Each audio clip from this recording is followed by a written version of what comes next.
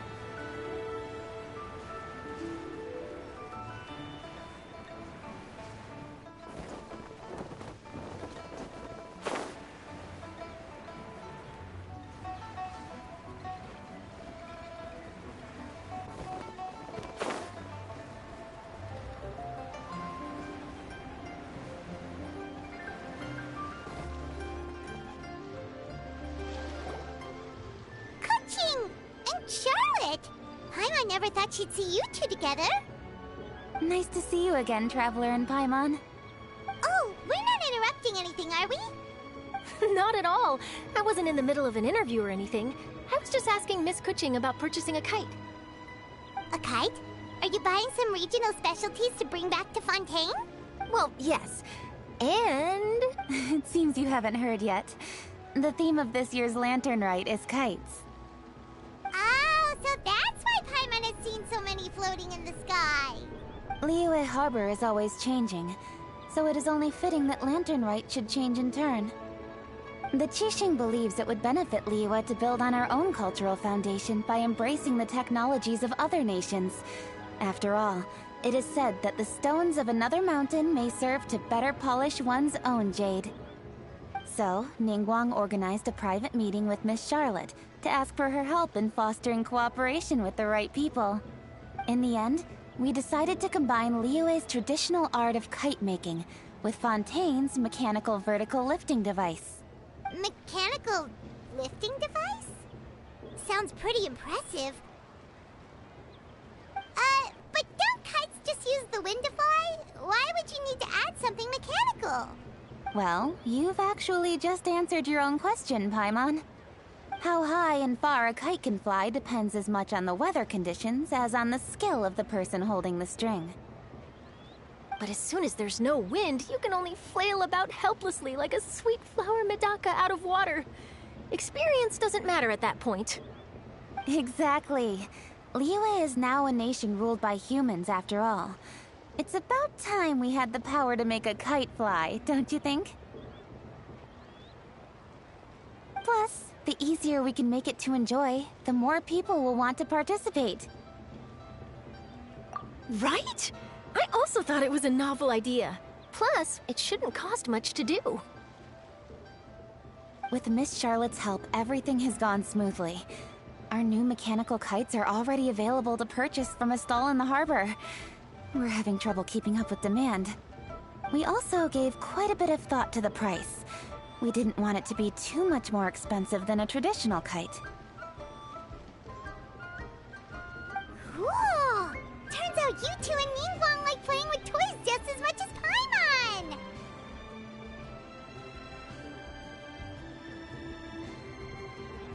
Toys?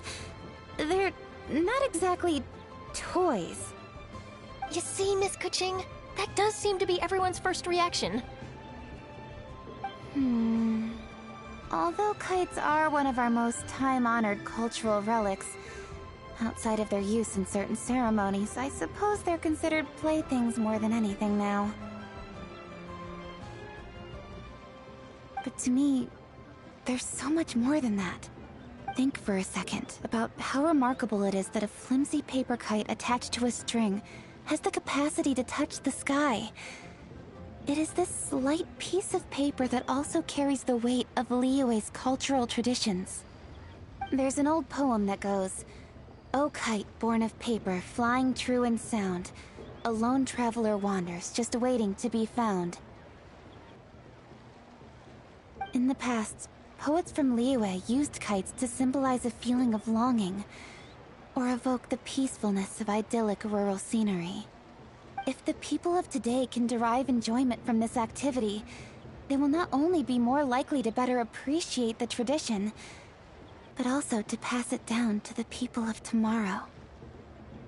That's the Kuching we know, always thinking 5 steps ahead of anyone else. Well said, Miss Kuching. I've learned quite a bit myself.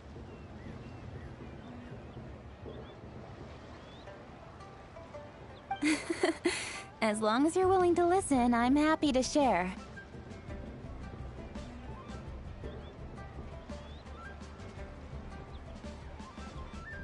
I also know quite a lot about the various folk traditions related to kites. For example, whenever a kite blew away, people would say it was the Adepti that summoned the wind to take it away as an offering. That way, you can turn an unfortunate event into an auspicious one.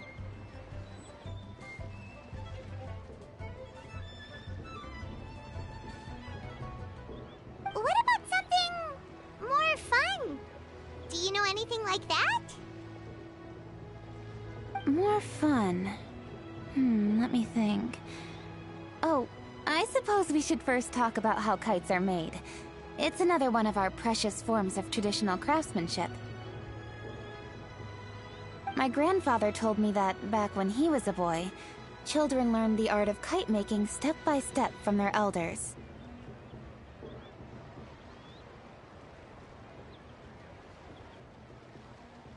First, you use the thin strips of bamboo to construct the frame. Then, you draw a design of your choice on a piece of paper, paste it onto the frame, and tie on the string. Then, you look towards the sky and release the kite to soar among the clouds. Some people write down certain names or desires on their kites, cut the string, and let them fly free.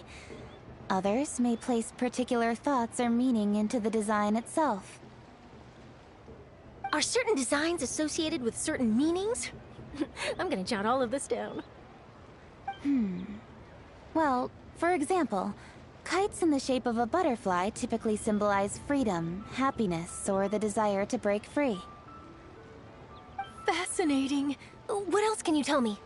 The scissored-tailed swallow is the most classic design. It symbolizes good fortune and joyful tidings. Different colors also have small variations in meaning. Are these commonly understood meanings and symbols in Liyue? Kind of like the language of flowers in Fontaine. I believe so. Most have probably heard something about it from their elders at some point.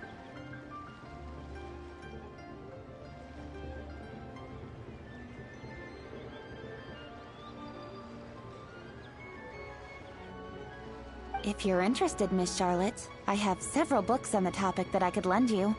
They could be a useful reference. That would be a huge help!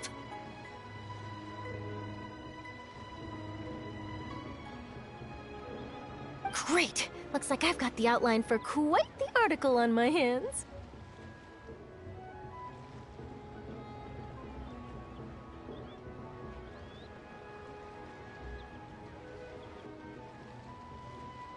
Perfect! We're gonna take a look around.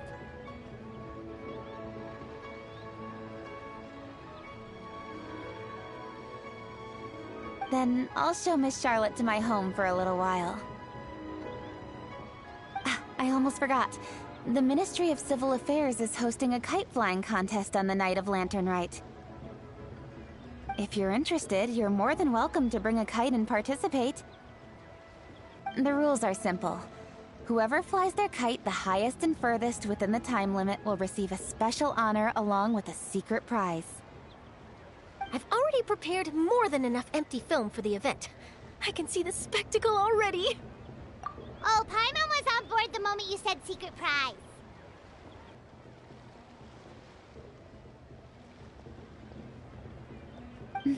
Then I'll look forward to seeing your performance. You bet! See you then!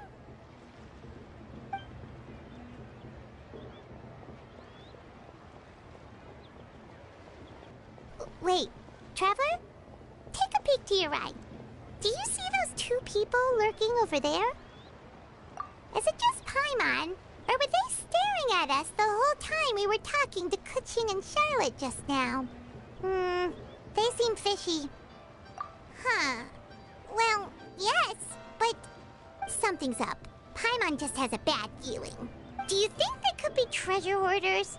They always seem to be stirring up trouble during Lantern Rite. Oh, Paimon's sick of waiting around for something bad to happen. We should strike first, you know. Foil their plans before they even begin. You go right, Paimon will go left.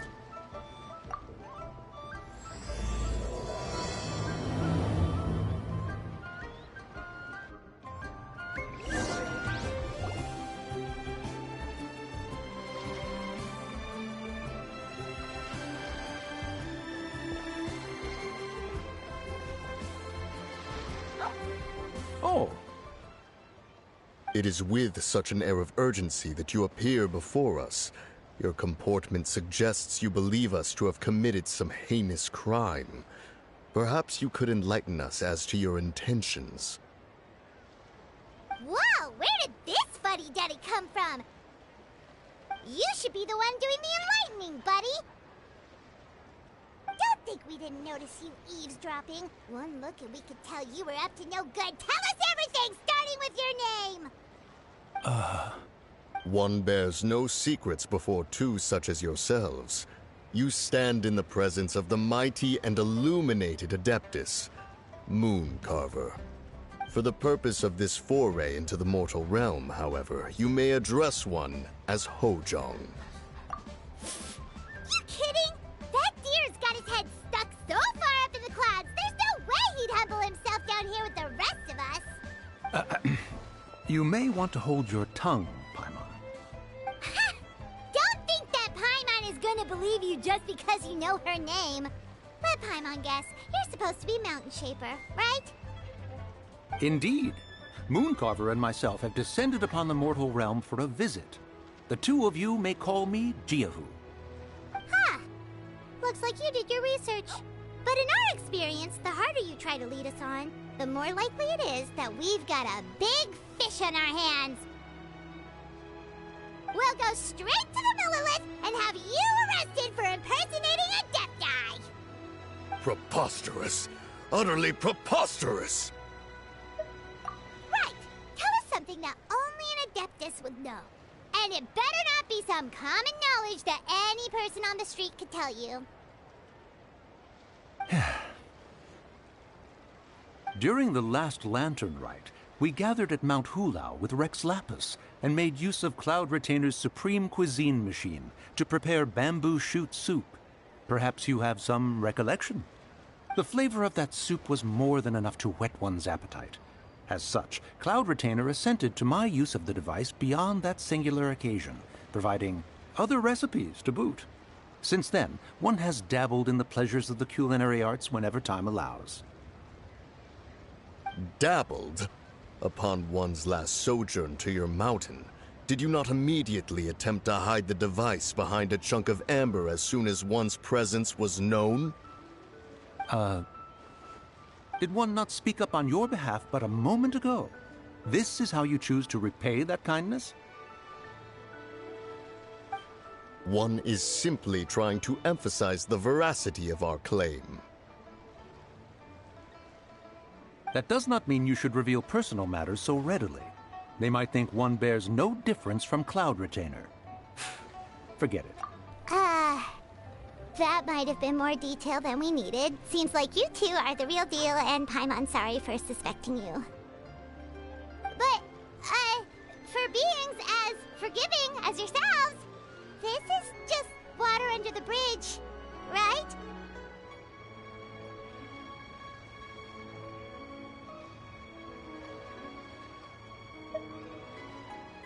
You indeed have an agile mind.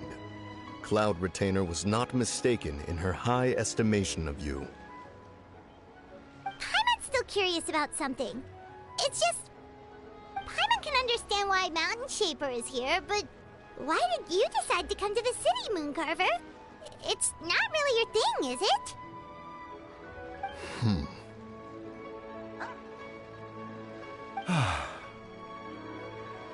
It is but an inevitable eventuality. Long have the mountains remained strangely idle since Cloud Retainers moved to Liyue Harbor. With Lantern Rite near at hand, one would expect Cloud Retainer to provide us with an account of the festivities in advance. Yet to this day, she has failed to appear. Cloud Retainer is hardly the forgetful sort. One must never rest idle in the face of that which demands action. And since our acquaintances dwell in Liyue Harbor, we had to travel here in human form to avail ourselves of their aid, Cloud Retainers in this case. But a moment ago, one heard you speak of a mechanical kite of sorts. It appears the essence of the situation has hitherto revealed itself. Now it is time for one to retire back to one's abode. Huh. So, you're not looking for Cloud Retainer anymore? Perhaps there are aspects of Cloud Retainer's temperament that remain opaque to young Paimon. Given one's understanding, one can only imagine the anger that now consumes her. Cloud Retainer is of a proud and arrogant disposition. She holds the belief that her skill in mechanics surpasses that of all others. One can be quite certain it is hardly with an open mind that she regards the arrival of this new technology. One surmises that she has shut herself away, refused all company, and buried herself in the study of her own creations. To call on her would only invite her rebuke. However, if you do happen to cross paths with her over the next few days, do pass along one's regards. Sure! Leave it to us! Have a safe trip back, enjoy the scenery, and happy Lantern Rite! Thank you for your kind words. We shall now depart. We got all worked up for nothing, huh? All that trouble and it turned out to be people we knew all along! Well, it's still pretty early. Let's head over and check out the kite stalls. Paimon wants to see what kinds of kites we can buy to use in the competition. The bigger and prettier, the better!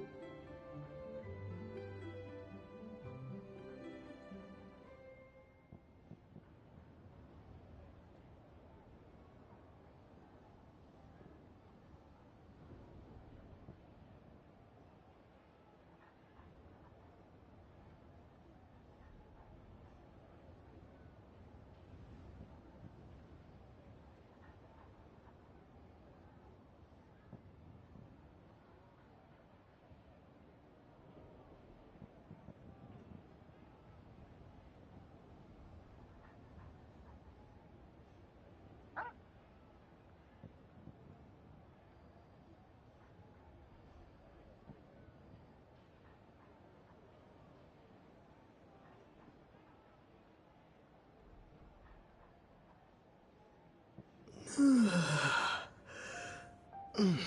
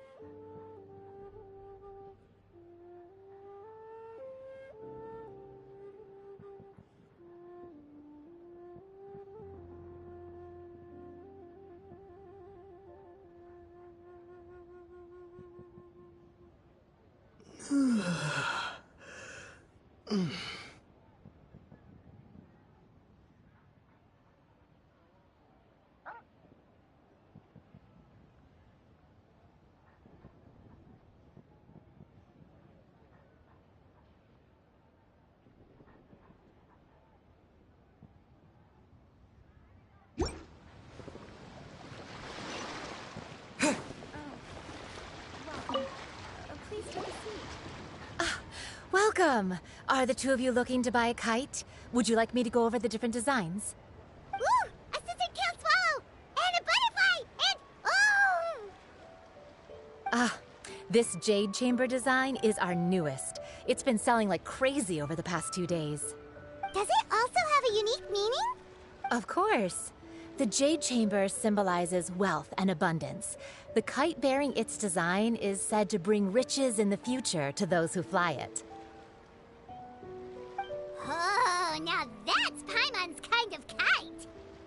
I apologize for the interruption, but are all your wares in order, Miss Genuine? Yes, they're just over there. The paper, bamboo, and dyes. All the necessary kite-making materials. Wonderful! I'll pack them up and get a guard to deliver the goods to Yilong Wharf for you.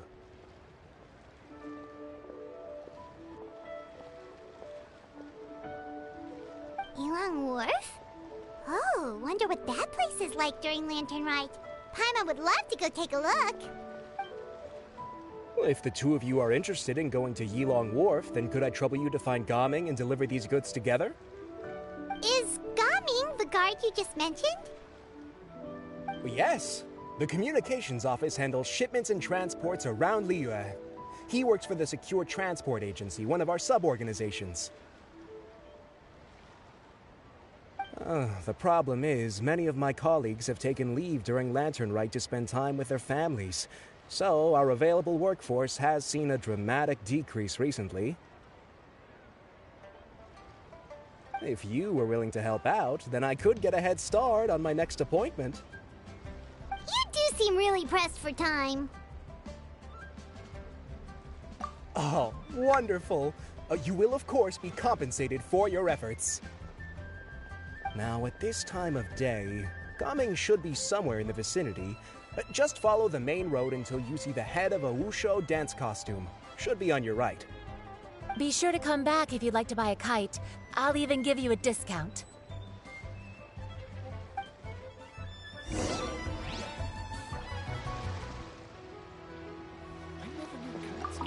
By the way, do you know my aunt?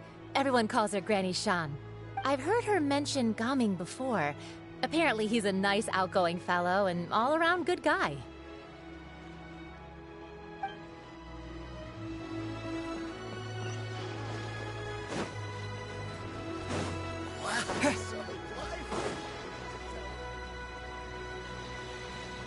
Wait, I thought we had an agreement. Loser buys dim sum tomorrow? Look at you. Scowl like that for much longer and your face might stay that way. Hey now, don't be upset. How about this?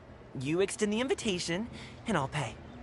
No way, Gaming. You're always the one picking up the tab. I'm not trying to be a sore loser. I just didn't expect you to come from behind to win like that. That was nothing. All in a day's work, friend.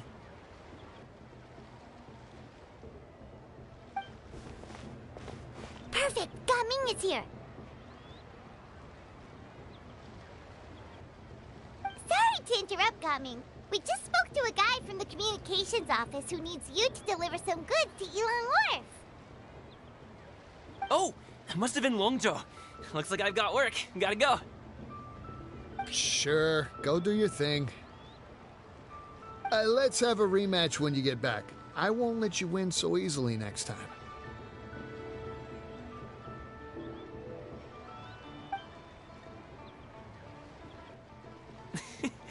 Alrighty, you can hand the goods over to me. Must have been heavy hauling them all this way. Let me take them off your hands. It wasn't that bad. It's just some kite-making materials. Plus, we didn't have to walk very far.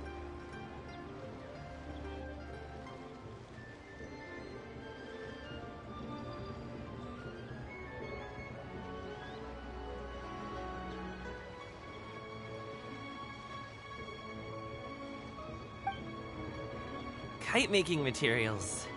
I see. I'm glad it wasn't too much trouble, Paimon. Still, I owe you one. Ah, and you must be the Traveler. It's nice to meet you. Thanks for your help. Huh? You know us? There probably aren't many in Liyue who don't. I've heard quite a bit about you two. You're quite well known around these parts. Oh, and please excuse Longzhou if he forgot to thank you. Take my thanks in his place. He's a good guy. He's just been super busy lately, running around from place to place. Don't be too hard on him, yeah? So, you here for Lantern Rite? Yep. It's always so lively this time of year. We were actually hoping we could tag along to Yilong Wharf and have a look around. Perfect! We'll go together then. I'm good with directions, so just follow me. Trust me, I know my way around. We can exchange stories, tell jokes, or just chat along the way. Oh, and there are a couple of good places to eat along our route. We can stop and grab a bite when it's time. The ingredients are fresh, the portions are generous, and the prices won't break the bank. You can order anything, and I promise, you won't be disappointed. Order anything? Hey, did you really have to call Paimon out like that in front of our new friend? Don't worry, I understand. I joke around like that with my friends, too. It just shows how close you are.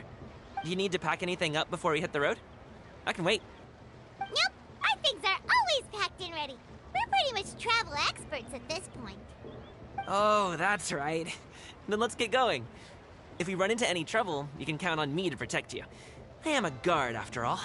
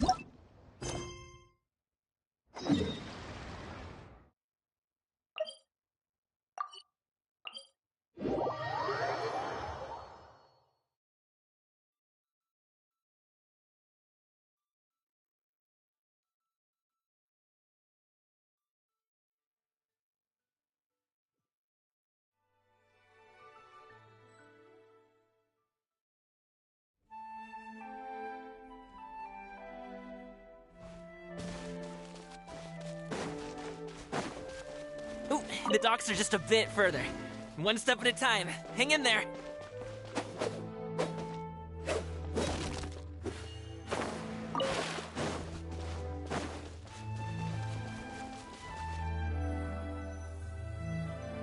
Wait! Get behind me. I'll handle this. Suffocate! Sorry! Stop it now! I got careless. Fry!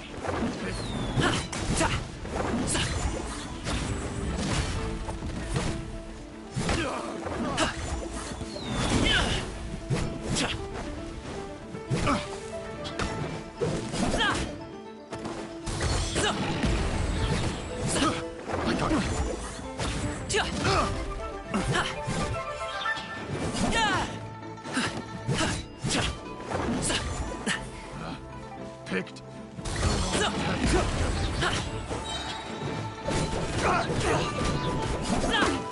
Up to it, Manzai! To my hammer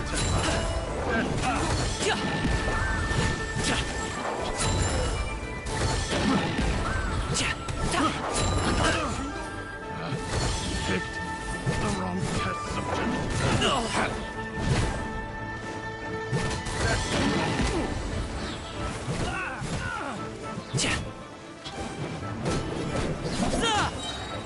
Mighty mythical beast!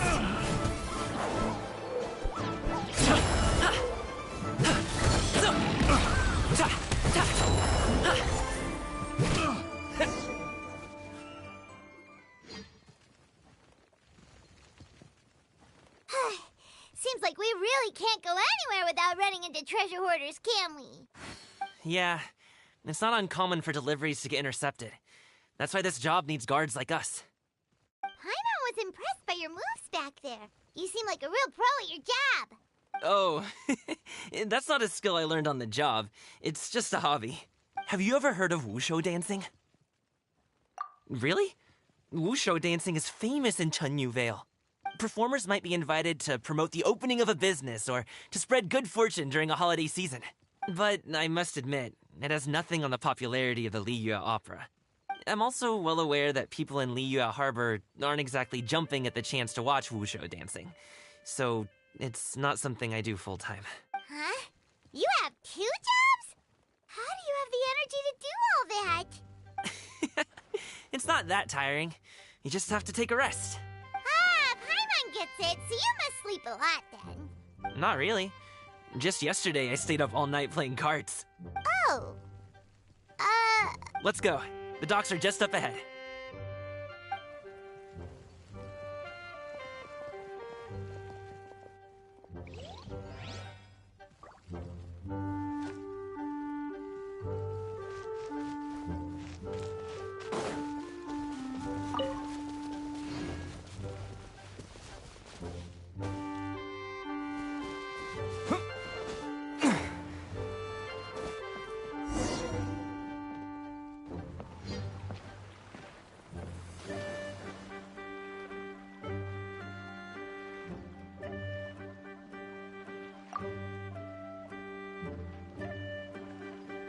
Finally, we can rest. Ooh, Paimon's shoulders are so stiff. And her stomach's so empty. Sorry. Did I push the pace a bit too much? I mean, you were the ones who said you were travel experts. Liu is just too hilly. Floating up and down so much. Where's Paimon out? Oh, Paimon was finally satisfied and now her poor stomach's empty again. Aw, would you like some winter melon cake? I have some on me that I bought from a store. Yes, Paimon will take all you got. You might want to pace yourself there, or you'll be too full to eat a proper meal later. Paimon never gets too full. Just like you apparently never get tired, no matter how far you walk or how many jobs you work. Ah, I see. Then here you go, Paimon. And for you, traveler. Enjoy. And here's some for you too, Uncle Bosu. Don't think I forgot about you, my friend. I'll just set it to the side here for you.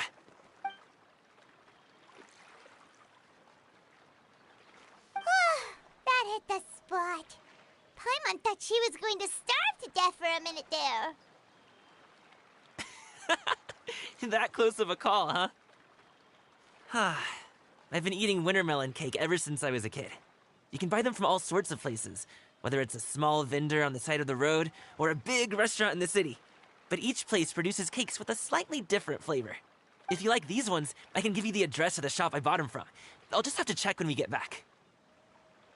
Oh, all my jabbering must be making it difficult for you to enjoy the scenery in peace, huh?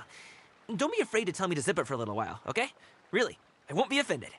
It's okay. Paimon is kind of enjoying listening to your chitter-chatter. Aw, a fed Paimon is a happy Paimon, huh?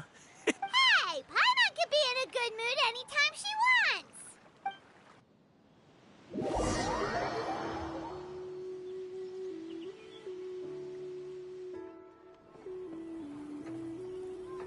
Need some fresh bamboo for this.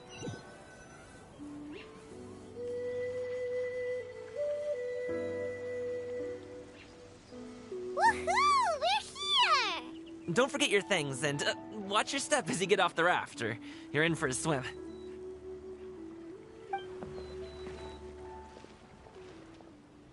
Thanks for the ride, Uncle Bosu. You take care of yourself now. I'll see you some other time. Okay, follow me. This way is fastest. We'll have to take the elevator up to the secure transport agency.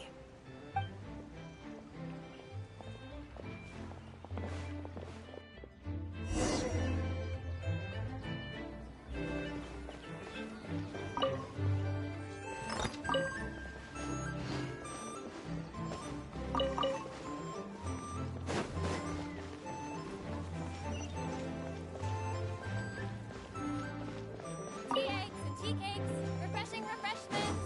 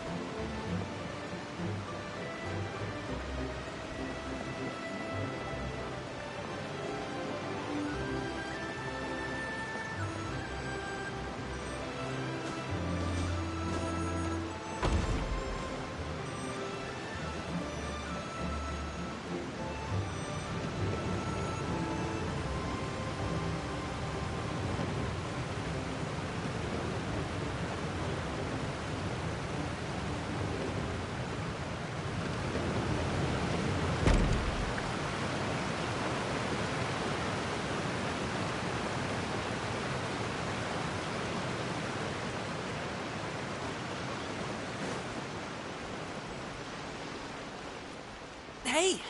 Slow down. I'm begging you. What is it? No one's gonna try any funny business when the street is this packed, right?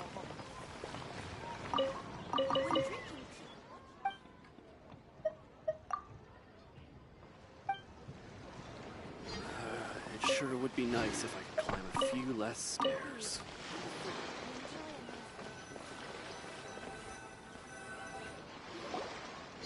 Oh, well... how should I put it? Come on, spit it out! Do you see that group of people over there? My relatives. Wow, you sure have a big family. Once they start buying things, they won't stop perusing till it gets dark. This is bad. They're your family, not your arch enemies.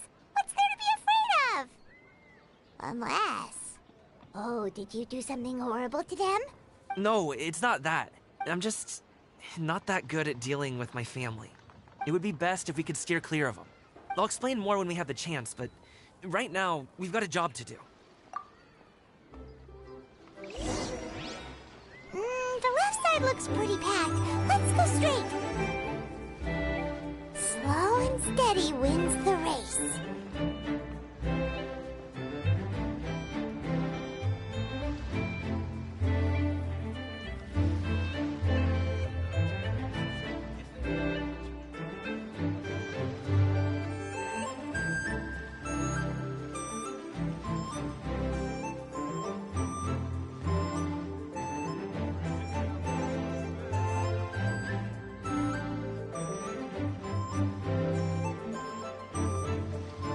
let's wait here for a second. Maybe my aunt will leave.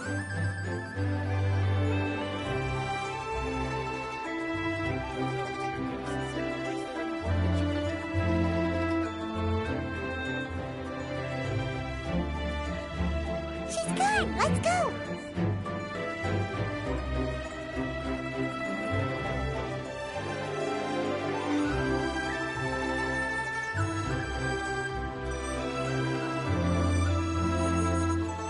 Turn left! Run!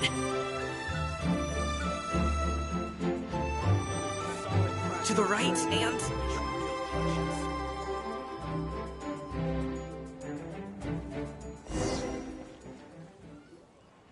Wow, you guys are good. I'm impressed.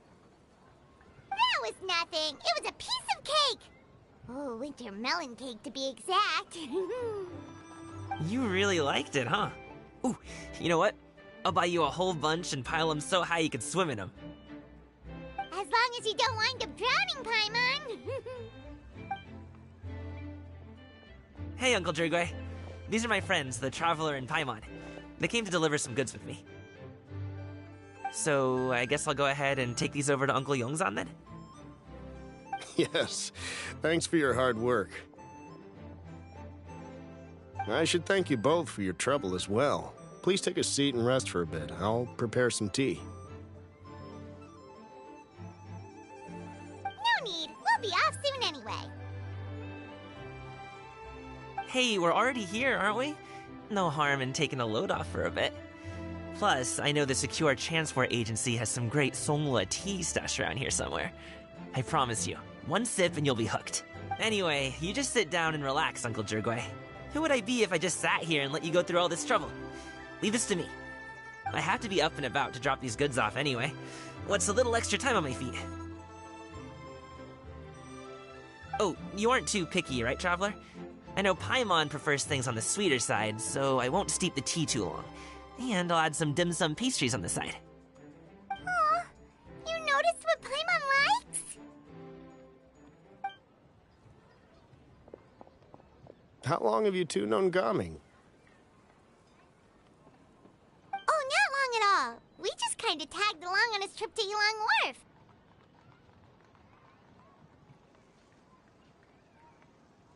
He's just a super welcoming guy.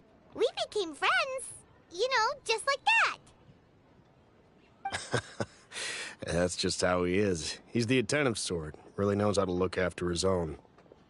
A while ago, one of our guards had to take off work. Said his joints were hurting due to the rain. Gaming personally went all the way to Boo Boo Pharmacy to get some medicine for him from Dr. Baiju, then traveled through the night to deliver it back to him. That young man has such a good head on his shoulders. How can anyone not love him? I mean, there is his dad, but, well, ask anyone else. And... Uncle Yongzan says he doesn't have the personnel to spare for this delivery right now. So what do you think, Uncle Jirgwe? Should I go ahead and deliver it instead? It feels like we've troubled you enough already. It's kite-making materials, though. Could be for a kid. I'm sure the sender wants it delivered before Lantern Rite. Oh, by the way, here, have some tea. All right, then. Deliver it if you want to. Ooh, are you free in 2 days? How about we grab some dim sum from Shinya Kiosk? My treat, and don't even think about trying to pay. Whoa, that's way too generous of you. Don't mention it. Just think of this as a thank you for all your help. Besides, the thing between me and my family, it's a long story. It might take some time to tell. Sounds good. Paimon never says no to free food. All right, then I'm off. See you in 2 days. Oh, and Paimon, make sure not to eat too much before then. Don't say I didn't warn you. Is he underestimating Paimon? She's just gonna have to show him how much she can really eat. Anyway, is Gaming's family situation really that complicated? He has such a happy-go-lucky personality. Plus, he's an enthusiastic and diligent worker. It's hard to imagine a guy like that being troubled by much. How should I put it? Since he already plans to tell you himself, you don't need an old man like me to add my 2 cents. You seem to be around the same age, so you might have a lot in common. Perhaps you could help him talk things through. Consider it a favor to me.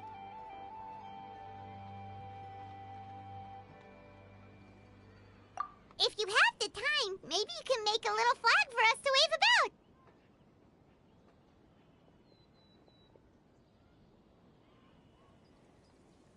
It can say, "We provide aid in spades."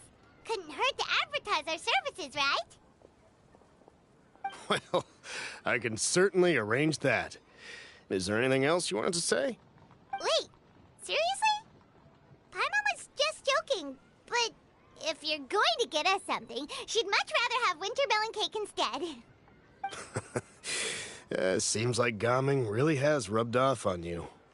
Would you like some more tea? I think there's some left. No thanks.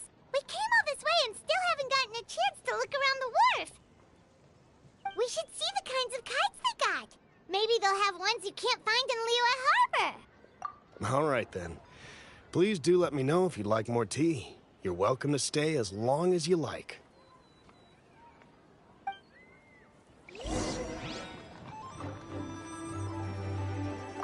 Gaming is a good kid. I just wish he could reconcile with his family. You're around the same age, so he might listen to you. Please talk things through with him.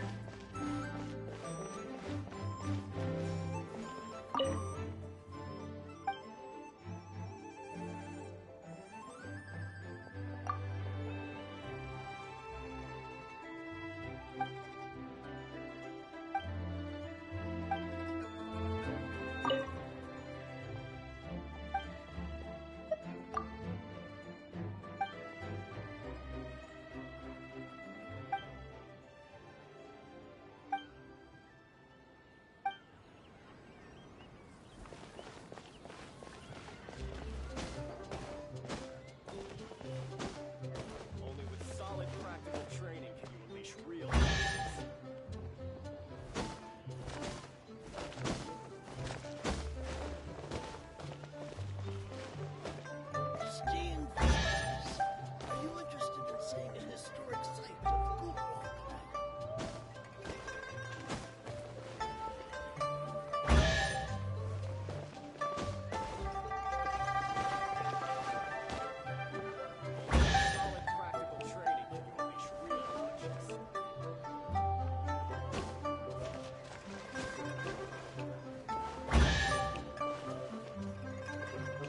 Esteemed visitors, are you interested in seeing a historic site of Gulwar?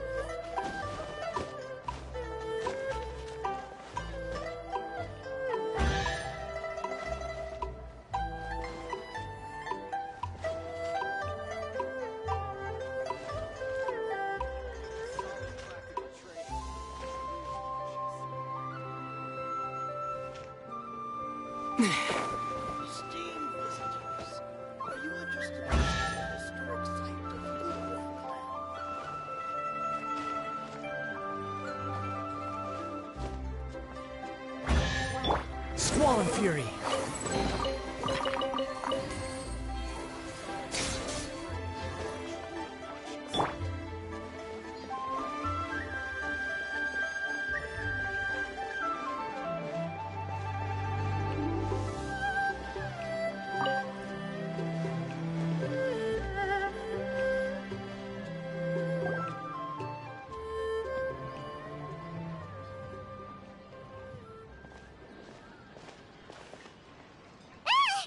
What are you doing here? The way you speak, one might have presumed you were displeased to be in one's presence. Take note, Paimon. You could learn a thing or two about how to respect your elders. Ugh, starting on the elder stuff already, huh? Shouldn't you be back in your cave tinkering away at some kite-related thingamabob or something? What brings you out here? And what's with that huge box next to you? Ah! Paimon Paimon gets it. You're here to do some shopping, aren't you? And what of it? The Qixing's decision to integrate Fontanian technology into said kite-flying competition is of no consequence to oneself. Did you expect one to willfully compete against the whimsical trends of worldly sentiment, or perhaps even fall to petty sulking over such? It's not that we think those things exactly. That's just what Mountain Shaper and Mooncarver told us. Or Chia something and Ho. Paimon can't be bothered to remember what their aliases were called. Anyway, they went to Liyue Harbor to look for you. They even asked us to pass along their regards if we ran into you. Oh, huh. Tianyin? It appears time has quite flown since one's arrival in Liyue Harbor. How could one have forgotten about those two old fossils? One shall have to bring them back some divine herbs to atone for this slight. Nay, given that one has ventured all this way to Yilong Wharf, tea would be more advisable. A great thought has illuminated one's mind once again. One is reminded that certain purchases have yet to be made.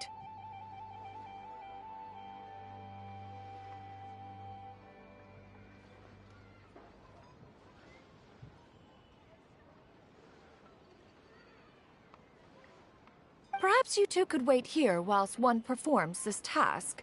It'll be but a moment. Huh? Wait, here? You're really just gonna ditch us here to watch your stuff? Oh, that woman really just does whatever she wants.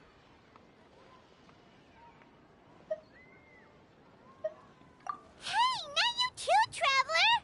Oh, all this Paimon ditching is super not appreciated. Just come back soon, okay? Paimon doesn't want anyone to try and steal his stuff. Welcome. Please have a look around. We only sell teas of the finest quality, sourced directly from Chaoying Village. Might I recommend the Sunglo variety? It's one of our specialties. Now, that sounds promising. One will bring some back for those old fossils, and all will be well. 2 boxes will do. Wonderful. By the way, we're actually running a special Lantern Rite promotion. Buy 3 boxes, get 10% off. 4 boxes will net you 20% off. 20% off 4 boxes. This merchant strikes a fair bargain. One might as well give some to Morax and Ping, too. Then 4 shall suffice. I see. Are you intending to give these as gifts? If so, perhaps I can interest you in these exquisite gift sets. Buy 10, get half off. Look at the magnificent design, and the red ribbon gives quite the festive flair, don't you think? Such a gift would be sure to impress any lucky friend or family member. 10 boxes. Seems rather excessive. But if one factors in the Conqueror of Demons and one's disciples... 10! A nice round number, don't you think? Of course you do. I'll even shave a little extra off the price for you. That is agreeable. One will... I will have these boxed up then. Of course, right away. I see you have quite the eye for fine items, mademoiselle. Perhaps some of my wares might also be of interest to you. I'm a toy merchant from Fontaine. You'll get nothing but the finest and most intricate clockwork toys Mora can buy here. Each one sure to be a source of endless amusement.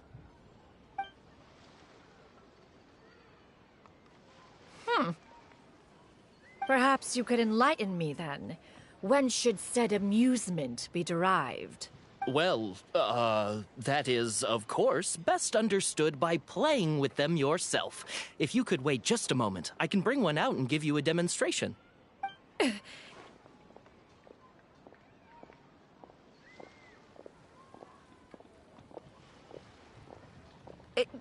There is no need for that.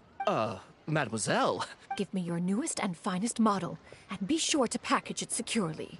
Ah, of course. Here you go. The instruction manual is... I can do without, thank you. Many watchful eyes surround this place. if one were to be spotted purchasing a mechanical toy such as this, a child's plaything no less, it would only invite scandal. There is no harm in bringing it back to study in secret.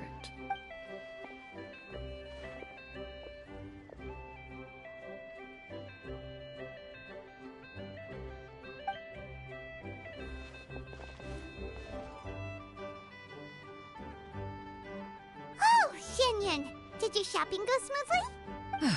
Naturally. One may not delight in social interactions, but that does not mean one lacks said faculties.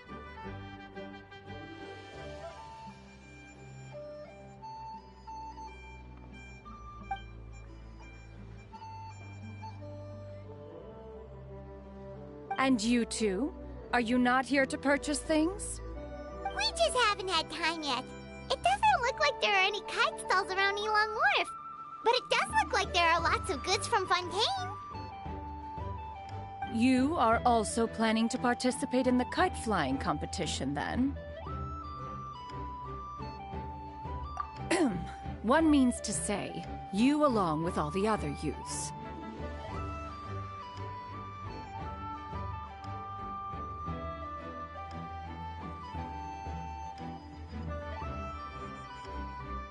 One has been entreated to share one's kite-making expertise, and indeed, there was little one could do about such persistent supplication. One moment energetic and earnest, and dejected the next.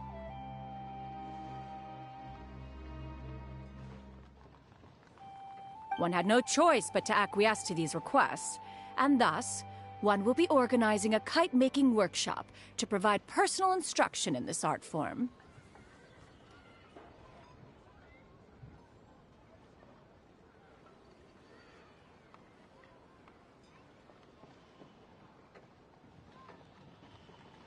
Oh, who will be participating then? Shuyu, Shenhe, Ganyu, and Yayo. Wow, that's quite a few people. Also, this is all pretty well, Xinyun, but it's not like you have to make your own kite to participate in the competition. You can just buy one ready-made and call it a day. Ha! You speak of those equipped with the mechanical lifting device, do you not? 'Tis nothing but a crude piece of mortal machinery. The mechanism that one has developed was the fruit of millennia, of meticulous study. Let us not speak of the source of the mechanism's power, but rather its structure. It is composed of materials as light as bamboo and as strong as iron. This composition grants it the lightness of weight to ascend into the sky and the durability to follow the wind for many a mile. It is built with a series of intersecting rods that... Never mind. It is unlikely the two of you will understand, even should one expend the effort to explain. One is better off saving one's breath. It sure seems like you want to talk about it, though. So, will you be attending the workshop or not? Huh? Wait, you've been trying to invite us this entire time? All right then.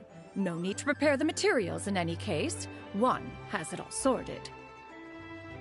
Arrive at Mount Outsong in 2 days. I shall be expecting you around midday. Are you leaving?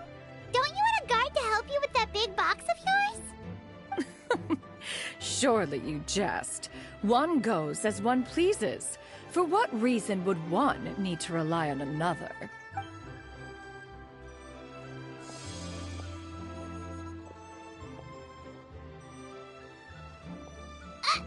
It can float? What kind of invention is that? One calls it the floating toting device. Huh. She seems pretty proud of that one. Look at her walk down the street. She seems so confident, but everyone around her is looking at her all funny. Paimon wonders...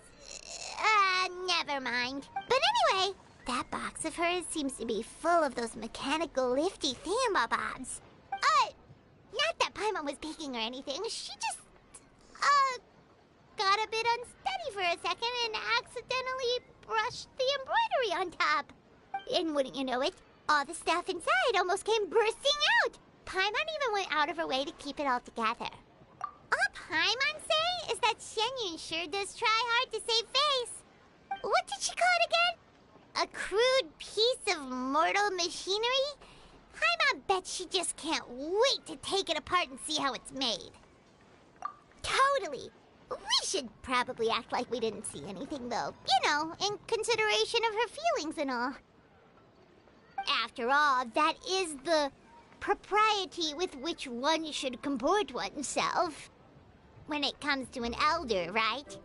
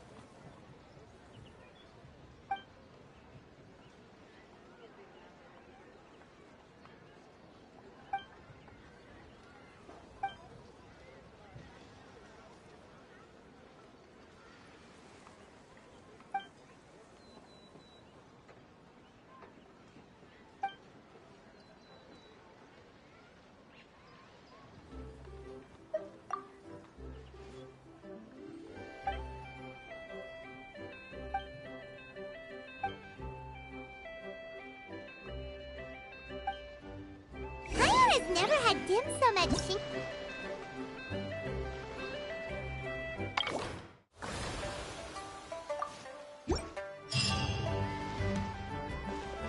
Ooh, and that's Paimon's stomach right on cue telling her it's time to go find Gamin.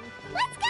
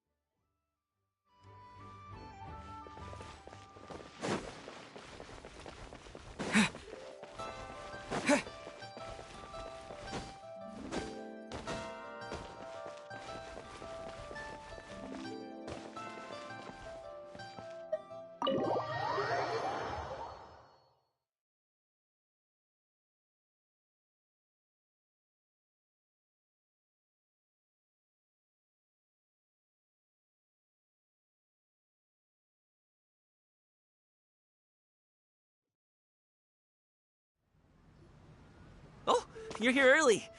I just ordered. The food should be out in a second. Sit down, sit down. Let's all take a seat. Here, hand me your cups. Oh, thank you. Wait, you weren't supposed to drink that, Paimon. That was for you to rinse your utensils. That's a thing?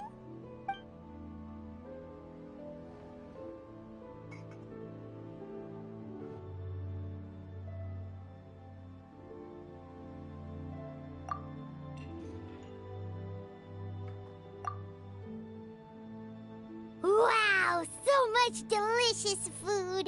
Do you really eat all this just for breakfast? That's just how we do it where I'm from. Most of the time, though, I don't eat lunch after dim sum. Oh, that's good to hear. Paimon doesn't need to worry about holding back then. Eat. If it's not enough, we can always order more. Oh, and there's tong soy coming as well.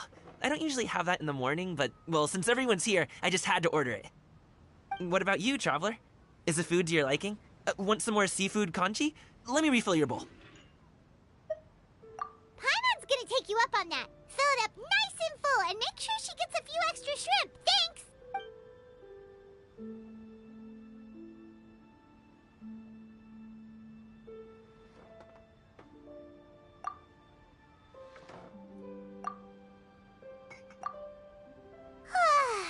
So full. That meal was so satisfying, it even gave Paimon some extra brain juice. Oh, listen. Paimon's figured it out. Let's think about this for a second, Gaming. You invited us to this awesome restaurant and ordered a whole table full of expensive dim sum just for the three of us. Well, you must be hiding the fact that you're some young master from a rich family. That would explain why you try to keep your friends and family away from each other. Are you confusing me with Xingqiu? Huh? You know Xingqiu? You sure know a lot of people. Well, when you're on the road as much as I am, you hear all sorts of rumors. Sometimes they're true, sometimes they're not.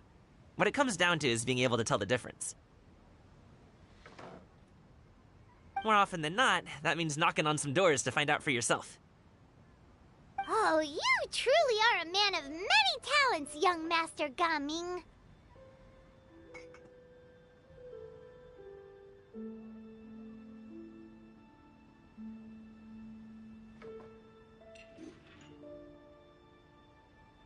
Okay, enough with the teasing.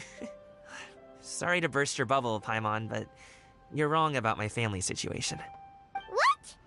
Oh, Paimon thought she was onto something there. My dad is just an ordinary tea merchant. Small-scale stuff, you know? It wouldn't even make sense to mention his business in the same breath as the Feiyun Commerce Guild. My dad... he always wanted me to inherit the family business, to be a merchant like him. But that's just not who I am. It's not who I ever wanted to be.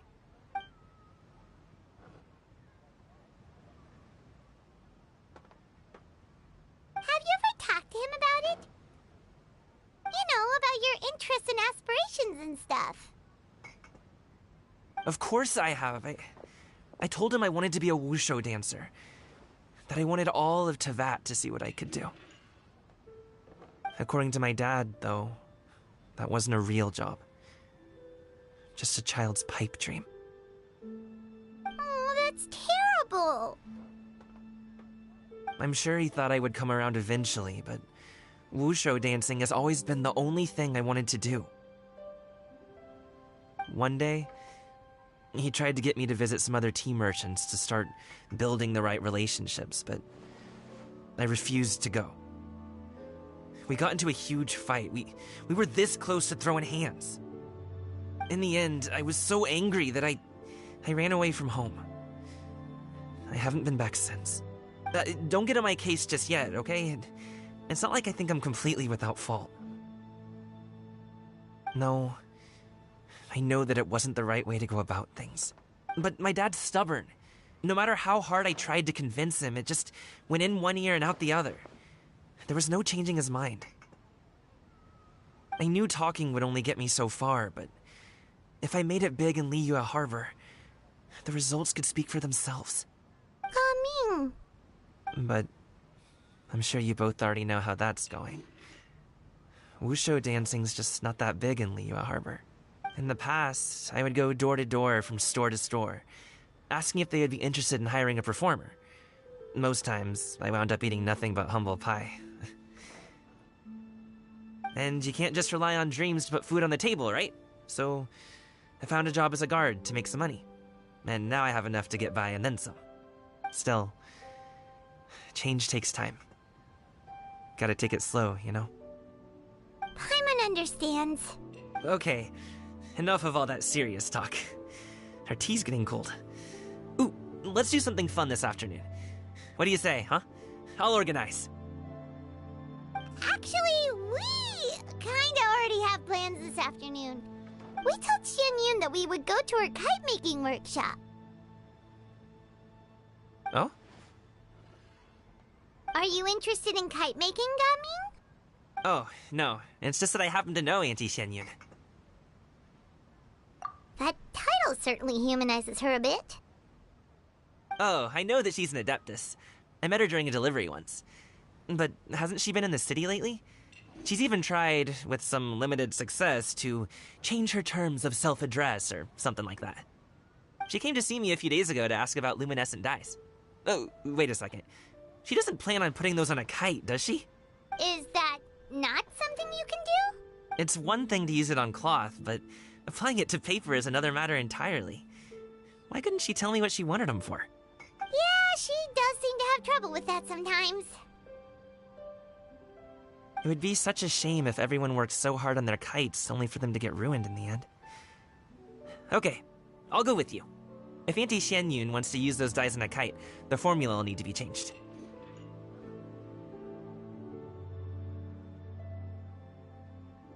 Great! The more the merrier!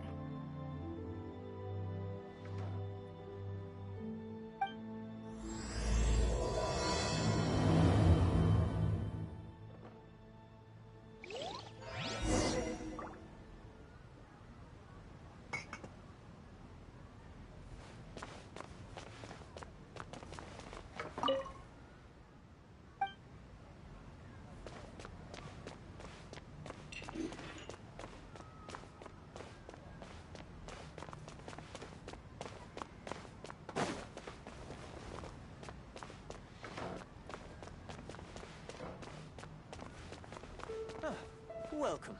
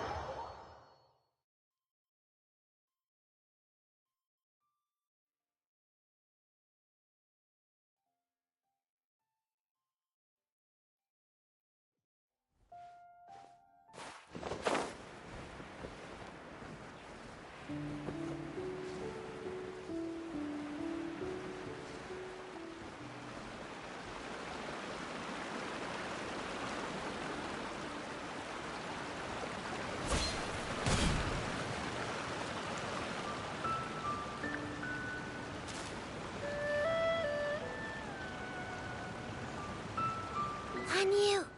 Ganyu! Come on, wake up! Some friends have arrived! Hello, friends.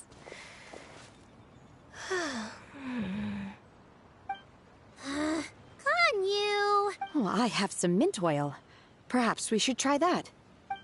A guest at Wanmin Restaurant recommended it to me. I've tried it.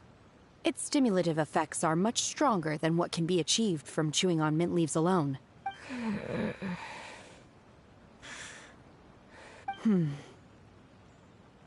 Apologies in advance. Wait! Shenhe? Not there!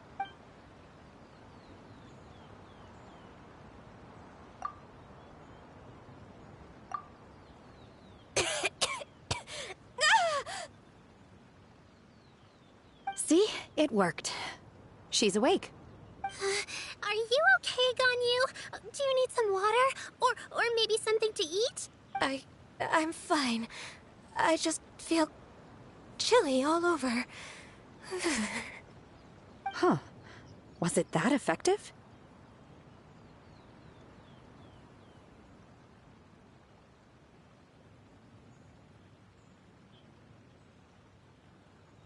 Chilly, huh? Master always says a cool head leads to a calm heart. So, does this mean that heat's what we need to help you, Ganyu? Paimon doesn't think that's what the expression means exactly. I feel a bit better now. Was I asleep? Must have been around the time I usually take my midday nap. Did you not sleep last night? That does seem to happen to you often. Perhaps you should come work at Wanmin Restaurant with me. We get off at 10 on the dot every night without fail. I could never. I'm sorry.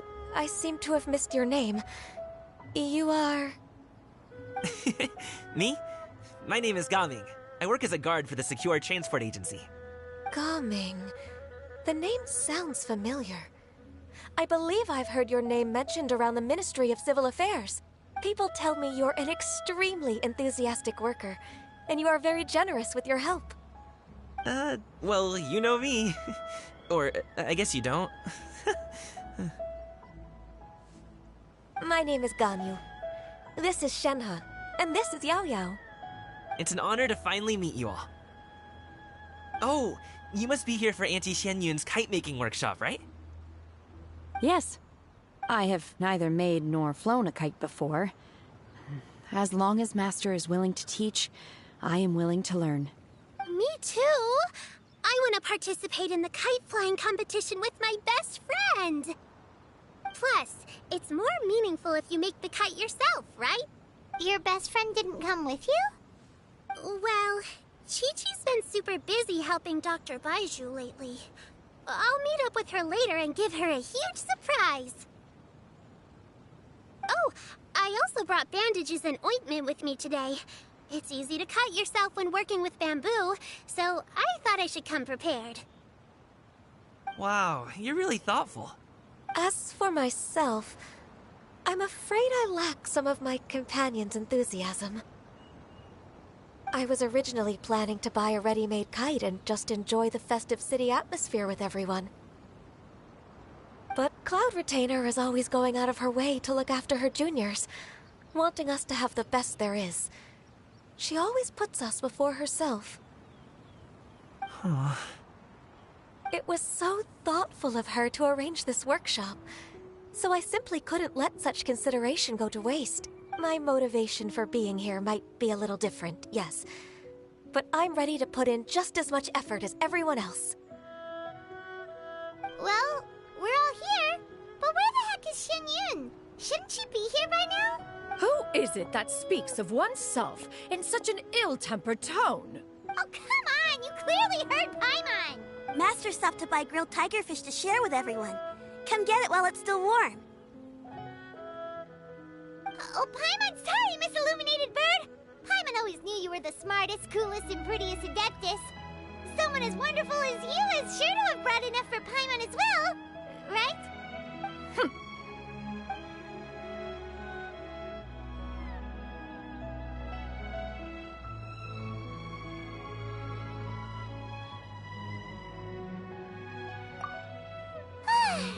So delicious. Paimon's life is complete.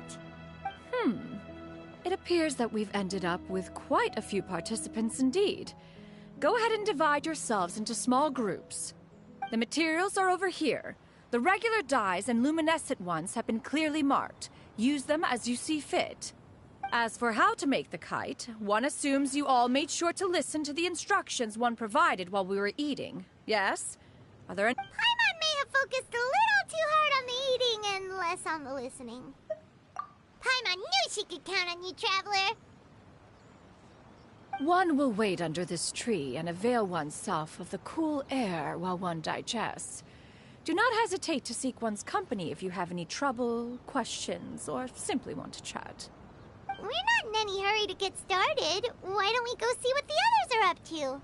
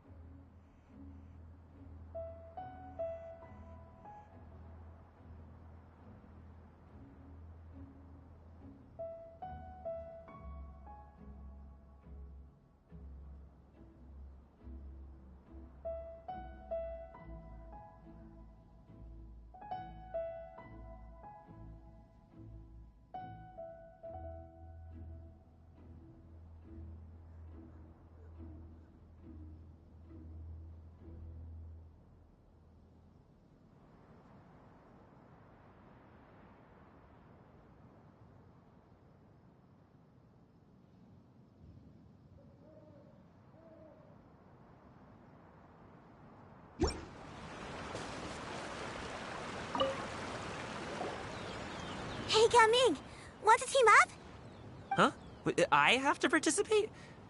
I thought I'd be done for the day after adjusting the dye formula.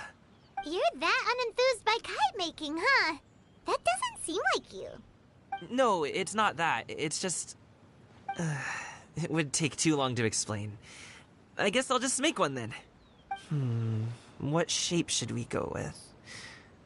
How about a butterfly? What do you think, Shuyu?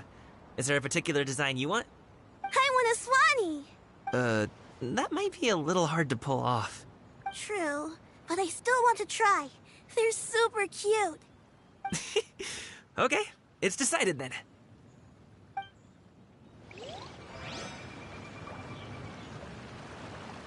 Gaming, can I do the coloring? Sure. I'll go ahead and make the frame for you.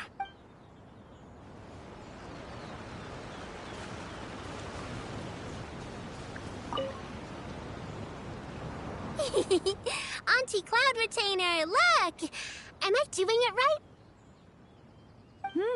Very good. Your frame is nice and sturdy. This design, is it a finch? Yep. One is looking forward to seeing your finished product.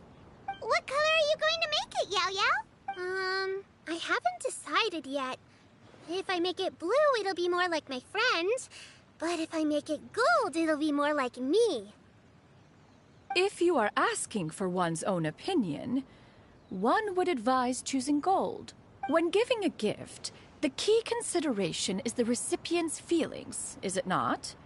One imagines your friend would much prefer a kite that reminds them of you.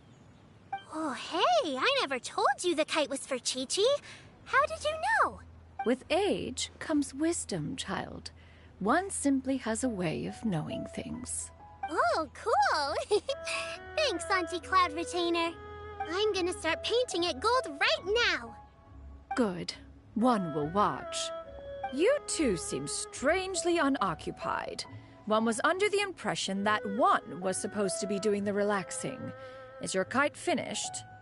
We actually haven't started yet, but we're going to start, right now.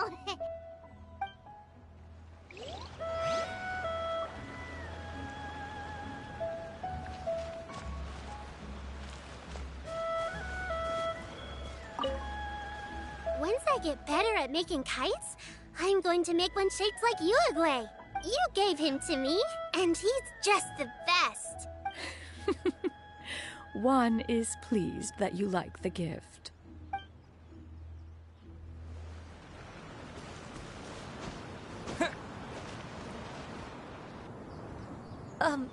Shenhe, it would be great if you could refrain from putting things on my horns from now on. They're really quite sensitive. I see. My apologies. I shall remember that in the future. Thank you. No harm done. Good. Could I touch them just once more, though? No oil or anything this time. I've just always wondered what Miss Ganyu's horns feel like. Huh? Please, I told you. Just call me Ganyu. Well, all right. Just be gentle. Firm to the touch with no discernible temperature. Oh, not unlike certain medicinal plants I've eaten before. Oh, still, Ganyu appears to be shaking like a cat whose whiskers have just been touched. I should stop. I see. Then I'll apply the oil to your forehead next time. Oh, no need. I'll just refrain from taking afternoon naps outdoors. Anyway, we should probably get started on our kite. It won't be long before Cloud Retainer comes to check on our progress. Perhaps we should just choose the most traditional style. Okay. Well, they seem to be getting along swimmingly. Let's not disturb them. We should get started on our kite now. Let's go.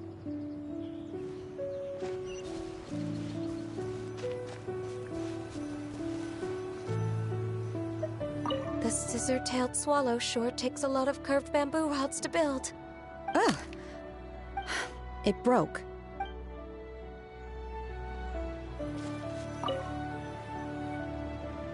First, we have to decide on the shape.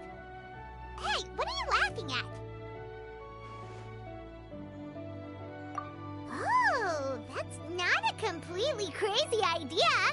If nothing else, a Paimon-shaped kite could at least make sure you never get lost on your travels and always find the tastiest food and funnest things to do wherever you go.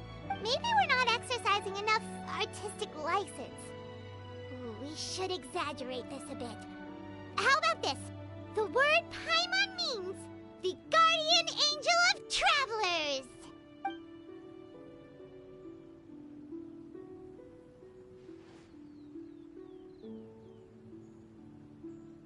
Now, what expression should we give her, since the kite is going to be flying super high in the sky?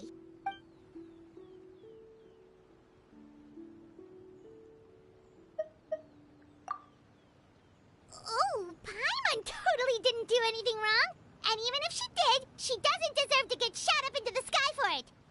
Something like this, then. Now that we've decided, let's make it happen.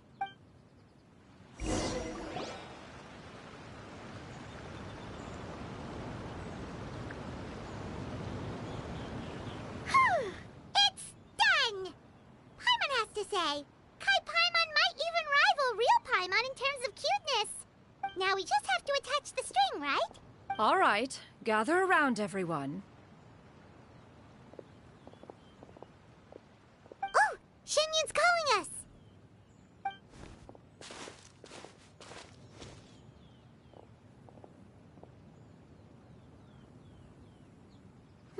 Let one take a look.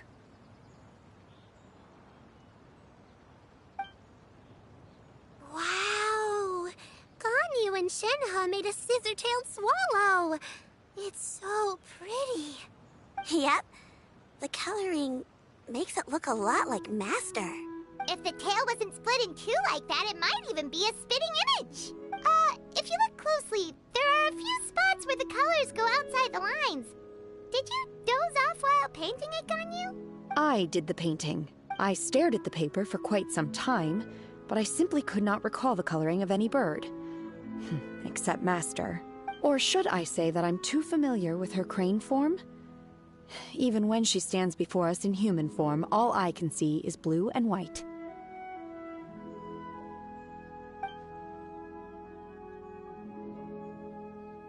Oh, well, now that you mention it, Paimon can see it too.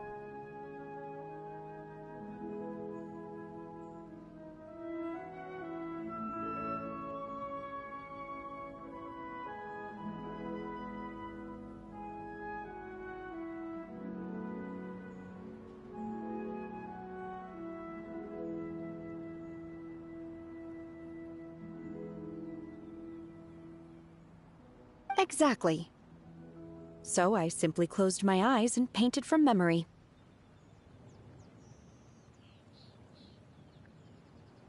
No way. You can paint with your eyes closed? Wow, the disciples of Adepti really are something. You are most filial, Shenhe. One is flattered by the likeness. The Swanee that Gaming and Shuyu made looks very majestic. I'm sure it'll look even more impressive as it soars through the sky. The eyes and ears glow in the dark, so you're sure to see it at night. Your golden finch is cute too, Yao Yao. It's all thanks to Auntie Cloud Retainer's guidance.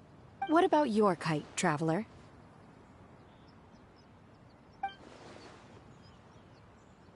Ta-da! Here it is! Very Paimon-like indeed. Why do you say that, Shenhe? That one time the Traveler suspected that a piece of meat was missing from their bowl, that was the exact expression on your face. Is that something that happened? Is that the Jade Chamber? Oh?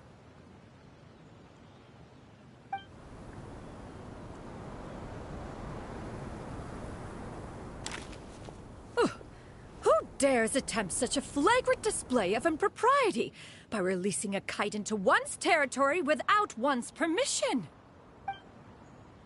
Oh, and to do so by making use of this crude piece of mortal machinery. One simply must know who it is that possesses such impertinence. Continue attaching the strings, everyone. One will be but a moment. Cloud Retainer! Traveler, Paimon, could I trouble you to go after Cloud Retainer? Master's going to be okay, right? I'm more worried about the person who released the kite.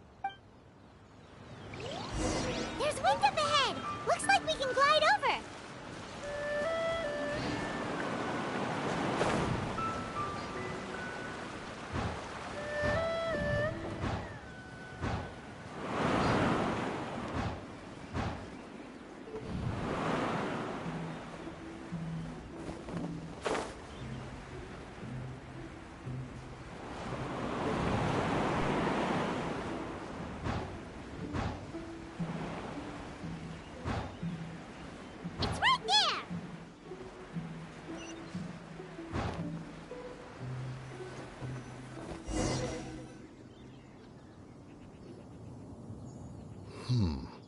This Fontanian device of mechanical motion is quite curious indeed.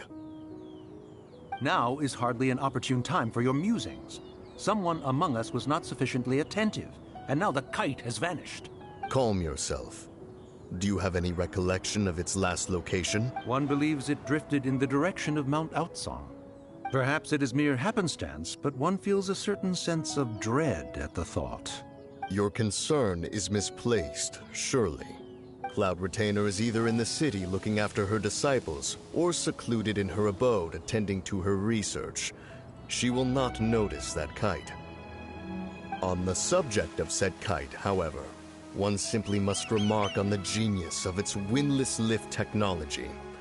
One cannot help but surmise that its ingenuity rivals that of Cloud Retainer's creations. Still thy tongue. If Cloud Retainer were to hear you profess such a thing, we can both say farewell to any further use of the Supreme Cuisine Machine. One presumes that this kite belongs to you. Huh?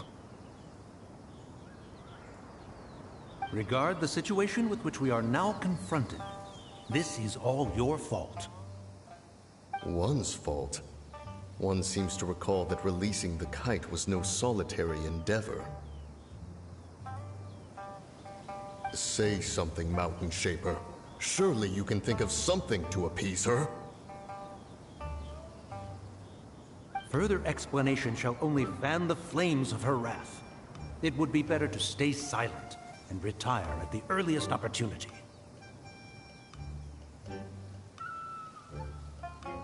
We can hardly avoid her forever. That may suffice during Lantern Rite. But what about the Moon Chase Festival? Sooner or later, she will discover our true identity. Hello? Go retrieve the kite. Absolutely not. You retrieve it. That is not our kite. Oh, so an adeptus such as oneself is mistaken then? Ah, you're an adeptus? Please forgive us for any impropriety. I truly possess no inkling of who could have released a kite into your esteemed domain. Pray, who could be responsible for such wanton behavior? Verily, verily, we were but delighting in the surrounding scenery. This locale is home to such exquisite... mint! Well, and if that's all, then we'll just be on our way. We finally caught up. You sure do fly fast in your illuminated bird form, Shinyan. Mooncarver? Mountain Shaper? What are you doing here? You? Okay, now Paimon's getting a weird vibe. Did she say something wrong? It is of no consequence. Long has one seen through their disguises. One was simply curious as to how long they would keep up the act. Then you are not angry? How could one feel anger at the sight of two old friends enjoying themselves? One is also well aware of how enticing these city novelties can be. We were simply consumed by a fit of festive spirit. Seldom do we get the opportunity to partake in the delights of the times. However, we are far from being as adept as you in matters that require a deftness of hand. No worthy kite could be born of our own making. Thus, we could only take the convenient route, so to speak. Your prowess in mechanics is unparalleled, Cloud Retainer. You wield the wind and waves themselves. Your singular talent stands unmatched across the land. Of this, we are well aware. One has guests to attend to. We will have to convene again some other time. Traveler, Paimon, do try to keep up.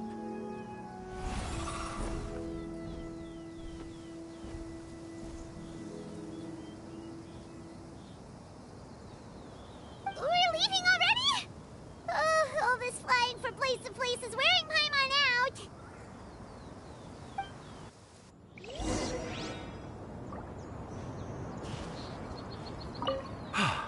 It seems that one's concern was misplaced after all. Then, should we continue flying the kite?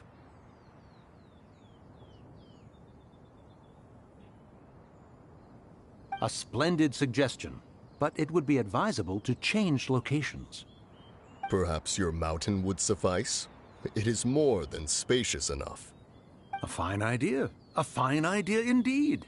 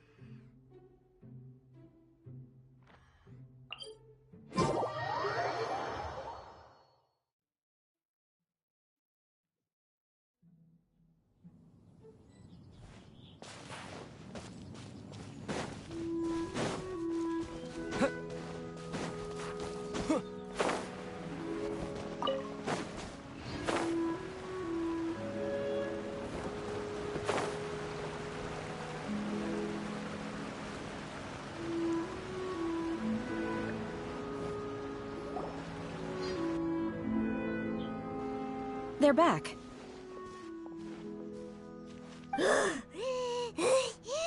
Paimon's pooped. Why are there only two of you left? After you left, Yao Yao and Shu Yu tired themselves out playing with their kites. Gao Ming offered to escort them home. Before he left, he said something that I don't quite understand. Oh? What did he say?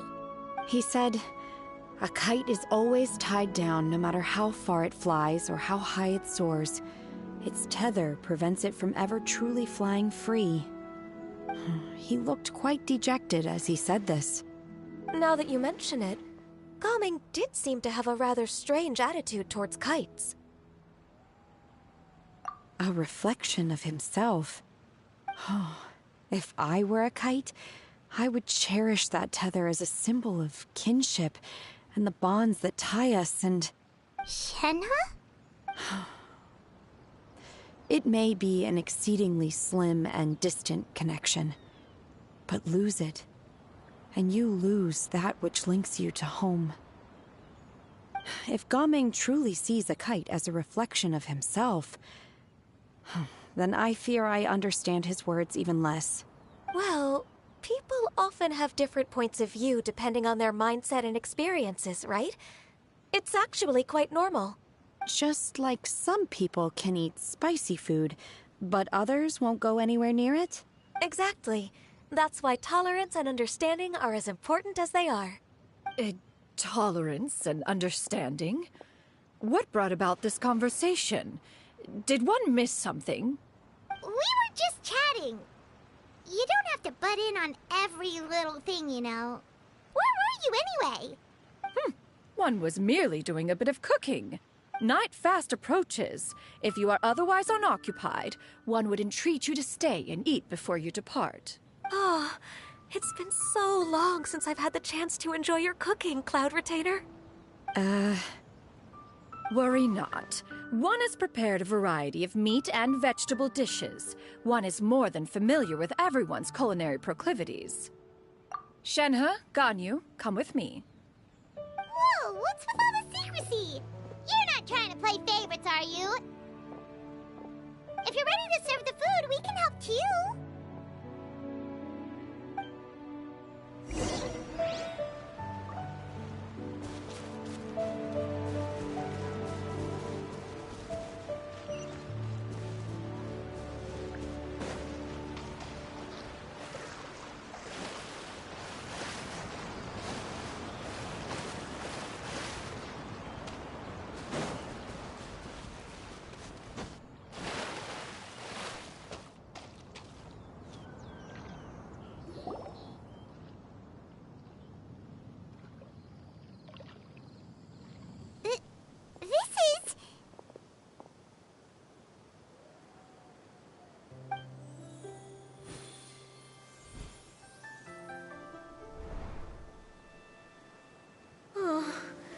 I can feel the wind brushing against my legs.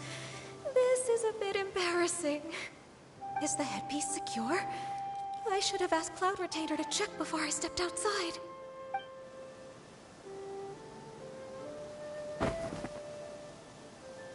How do we look? Huh? She asked them just like that? You look pretty too, Ganyu! Oh, how should Paimon put it?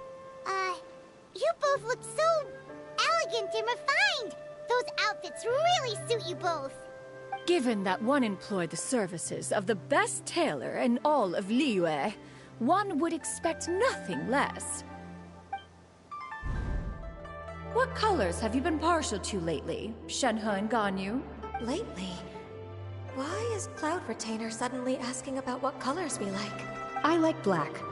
One is gratified to see one's disciple has inherited one's own tastes. The color black doesn't get dirty easily. A virtue I've come to value recently. And you, Ganyu? I favor blue and black. And the material is sufficiently comfortable, yes? Yes, very. I simply cannot thank you enough, Cloud Retainer. Thank you, Master.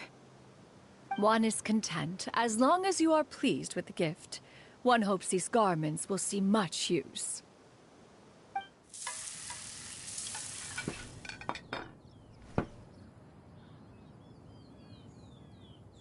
Seems like your supreme cuisine machine is just getting better and better, Xianyun!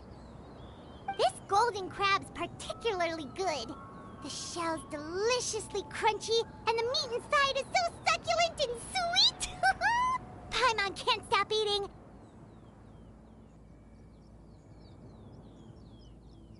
It's a good thing Gaming isn't here, or Paimon would have to duel him for the food. You know, with chopsticks.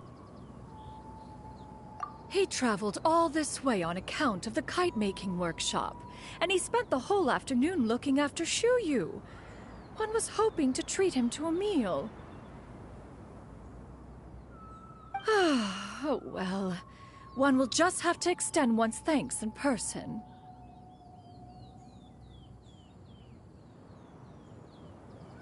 It's rare for someone to make such a good impression on you, Cloud Retainer.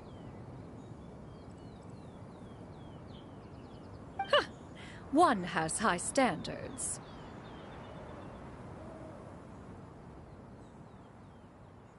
He appears to be a young man of much merit, and one is not the type who would see such potential squandered. It appears that he wishes to break free from the kite string that tethers him. kite string? Huh, what strange metaphors you speak in, Shenhe. Ever since you returned from one mean restaurant, your turns of phrase render one at quite the loss.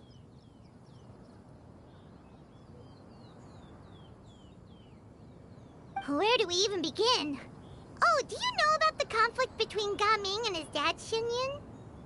One has only heard that the two are not on good terms.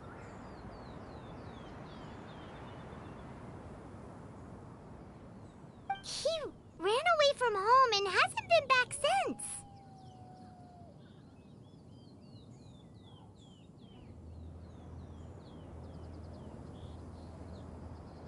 Oh?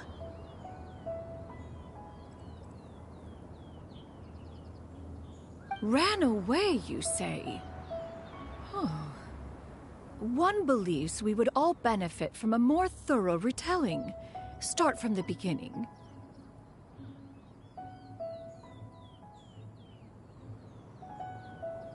Oh, okay. Paimon just hopes he won't mind.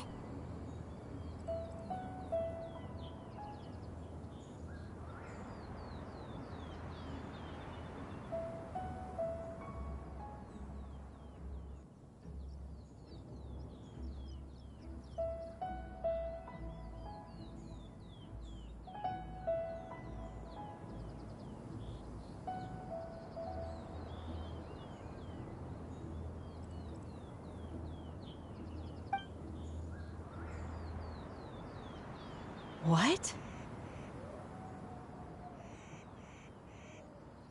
This shall not do.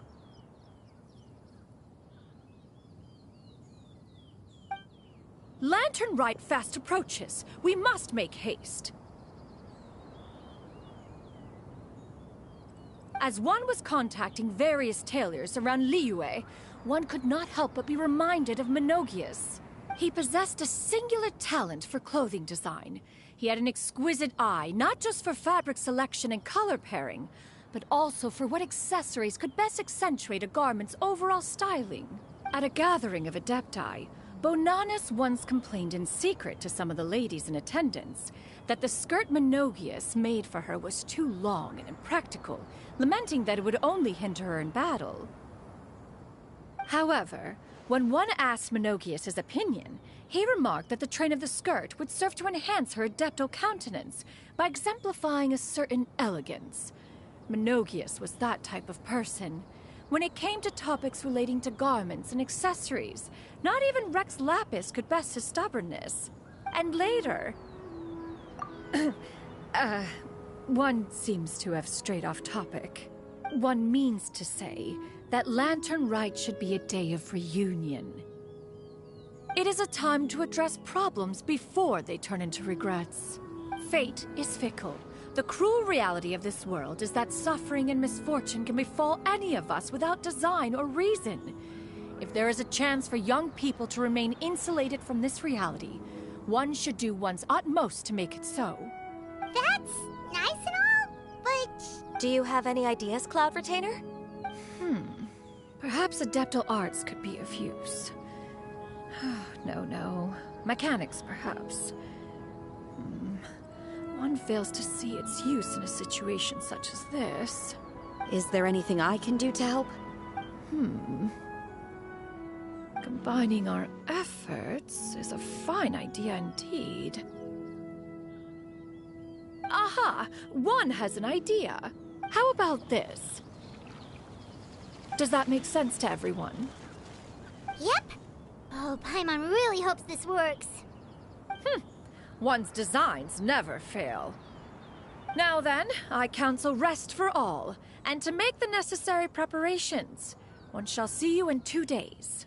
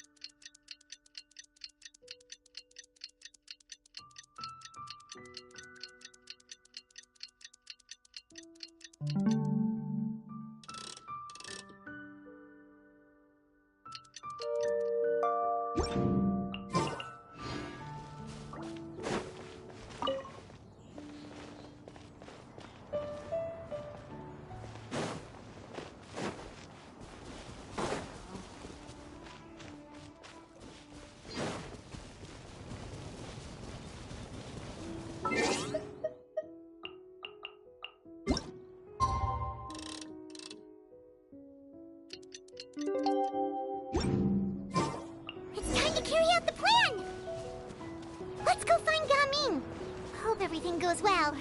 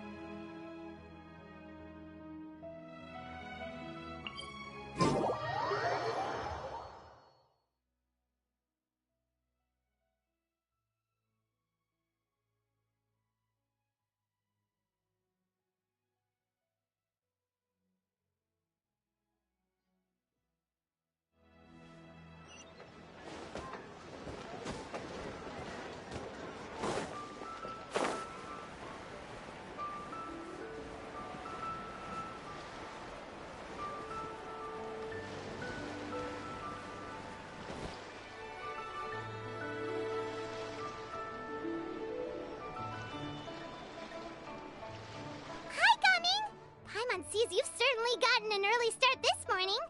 Playing games already, are we? Who won this time? You the one buying dim sum again? Hey, when you put it like that, it makes it sound like I'm always the one losing. Ah, perfect, you're all here. There's an important commission I need your help with. Alright, I've got the time. Where are the goods? Well, it's not just goods this time. I need you to escort a tea merchant and their wares from Chaoying Village to Liyue Harbor. A very important client has requested to meet with him. Sure. What's this merchant's address? Here. If the client's that important, then this must be a very crucial, very pressing commission, right? Of course, the sooner you complete it, the better. I would advise you to depart as soon as possible.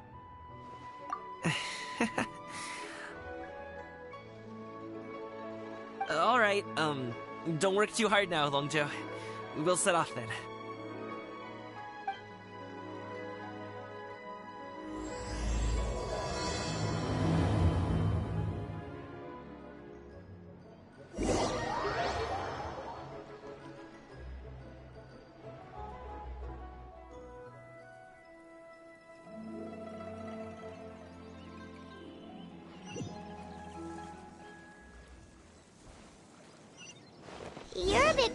today, Gaming. Oh, do you want Paimon to tell a story? We're almost there. I'll take a rain check on that.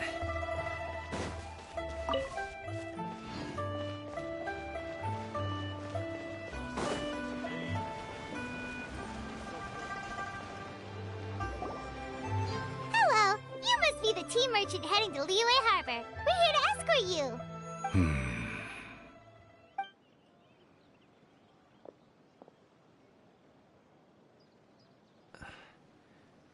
Dad? Oh, so you're Gaming's father. It's nice to meet you. Just leave this delivery to him. Trust Paimon, he's got this in the bag. Gaming is super good at what he does. Everyone at the Secure Transport Agency says as much. Even the Ministry of Civil Affairs has nothing but good things to say about him. Seems like you've made some sort of name for yourself at least. The goods are all in order? Yes, they're all here. Then let's get going. A very important client has asked for you by name. You kinda have to come with us. Paimon doesn't know how we would explain ourselves if you just didn't show up. Plus, you'd be missing out on a huge money-making opportunity. I see. I suppose I will have to trouble you all to escort me, then. Let's go.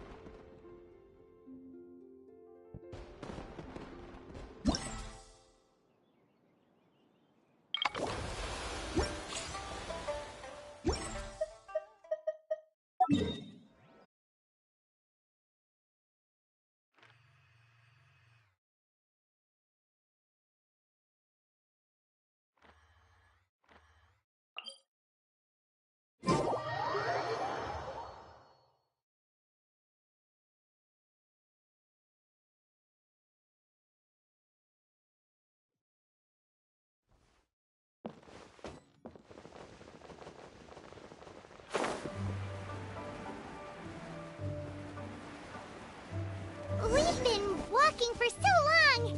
Is anyone tired? How about we stop and rest for a bit? I'm fine. Gaming, don't you usually have some delicious snacks on you? Come on, bring them out so we can share them. I'm fine. Thank you. But the winter melon cake he gave us last time was so delicious. Have you ever tried it before, Mr. Ip? Paimon.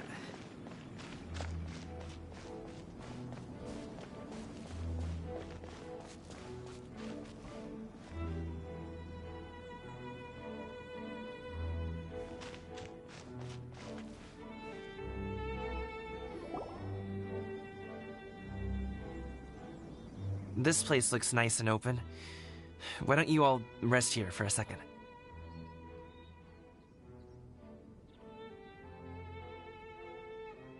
Huh? What about you? You're not going to join us?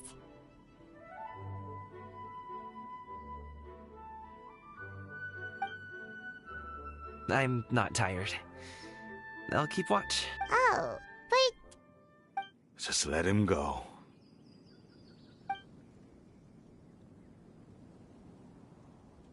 Okay, we'll just share amongst ourselves then. Did you know, Uncle Ip, that the flavor of these cakes changes depending on... Halt! Who goes there? It appears that one's movements were overly conspicuous. Enough of your musings. Focus. Focus on the matter at hand. Present your exquisite ornaments at once. Indeed. Bring them forth readily and without protest. Ah! What do we do? It seems as if these two are acting alone. It won't be difficult to subdue them, but they might have something else waiting in store for Dad. The best way to keep him safe is... Leave this to me. I'll handle them. Traveler, Paimon, take my dad and the goods away from here. No, Gaming. It's too dangerous. This is what I do.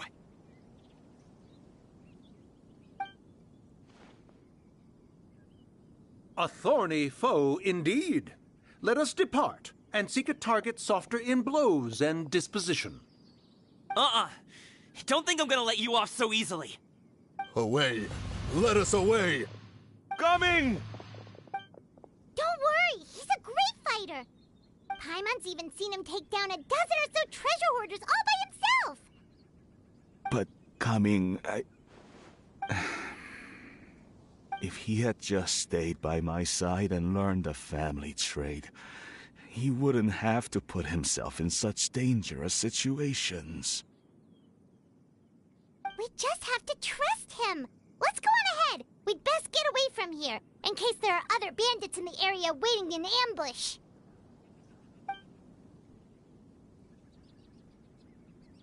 All is going to plan.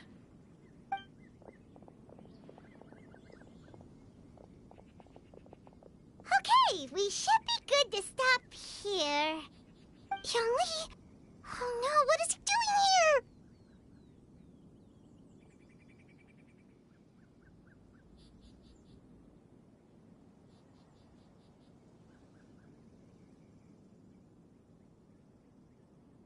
Good sir, please, listen to me. Reel in your line and leave this place as quickly as you can. There are bandits in the area.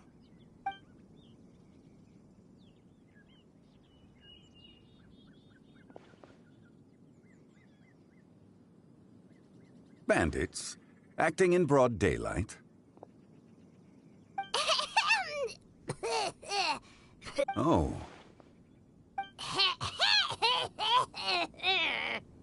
Ah, I see. It appears many people are catching a chill as of late. If your throat is bothering you, Paimon, perhaps some tea and rest are in order. Nope, no need. Paimon's fine. She just, had some cake stuck in her throat. If there are indeed bandits in the area, then we should inform the Millelith at once. Oh? Well, if that's the case, such matters are best left to those with the necessary expertise, wouldn't you agree? I suppose you're right. If ordinary people like us got involved, we would only cause more trouble. Since we find ourselves otherwise unoccupied in this beautiful area, why don't we find a quiet place to relax while we wait for good news? That would be lovely.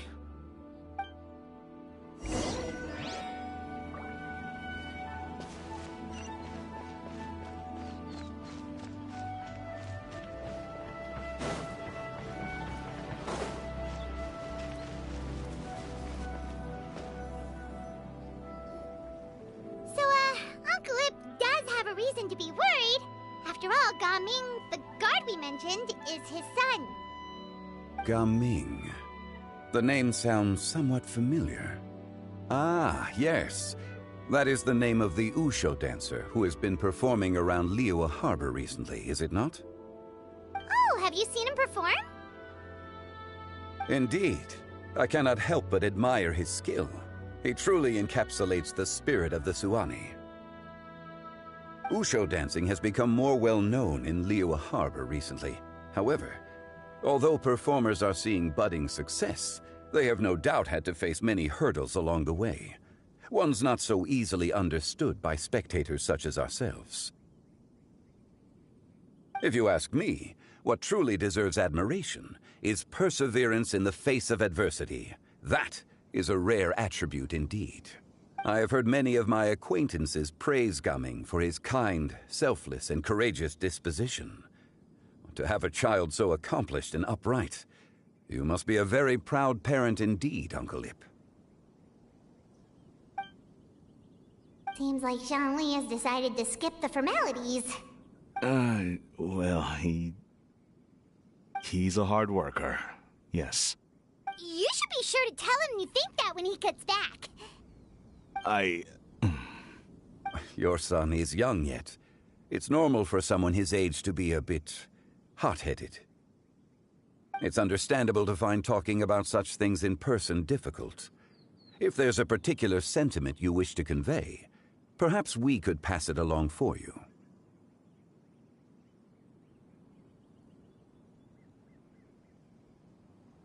No. It wouldn't be right to ask that of you. This thing between us has festered for many years now. In truth, there are some things that simply aren't easy for us to talk through. I've been in the tea business for most of my life, and I always hoped my child would do the same. Otherwise, how would he support himself? Over the past few years, I heard how well he was doing for himself as a guard. How his work was taking him to farther and farther off places. I also heard that he never gave up on wushu dancing. It made me happy. But I was also worried. When you're young, you can handle all that physically taxing work and manual labor. What young person isn't capable of making a living that way? My concern is what happens when you get old. Every time I get to thinking like that, I cannot help but be reinforced in the belief that I was right. That I was right not to give in. I often regret introducing him to wushu dancing as a kid. If I had known how things would turn out, I would have never taken him to see those performances in the first place. It is only natural for a parent to strive to send their child down the right path. No one would begrudge you that sentiment, Uncle Ip. You need not worry. You seem quite young, Mr. Zhongli. Yet you speak with such wisdom. Perhaps I have misjudged your age. Your words are too kind. Truth be told, one of my old friends has several grown daughters. Rather than fretting about their future, however, she prefers to let them find their own way. Then she's more easygoing than I could ever be. I fear I lack such an open mind. I meant to say earlier, there is no need to be so polite. Feel free to call me by my name, Ipdak. Sure. So, do you also think I fret too much, Mr. Zhongli? That's not exactly what I was hoping to convey. Only a fool would ask a parent not to worry about their child. But think of it this way. Raising a child is not unlike flying a kite. Hold the string too tight, and it can no longer soar. As my friend once said, if your children are aiming for the stars, clipping their wings will only cause them to come crashing down. You need to let out the line for a kite to soar. It seems I was too stuck in my ways. You need not reproach your heart for caring. You simply need to loosen your hold a little. Indeed, with such a big heart, why not allocate the time you usually spend worrying about Gaming to the pursuit of other things, like going for a stroll, drinking tea, or taking in the scenery? You never know what surprises could be in store. Things can change in the blink of an eye. The blink of an eye, you say? Do things change so quickly? Children grow up in quite the same way, do they not? Day after day, year after year, sometimes in the blink of an eye, but always when you least expect it. As a father, I'm sure you know that best. Yes, you can say that again. 1 second Gaming was a kid, the next thing I knew, he was ready to fly the nest. Zhongli certainly has a way with words.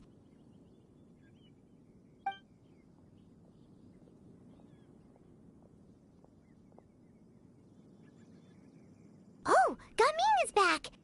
Hey, Gaming, we're over here! Dad, Traveler, Paimon. Good, you're all here.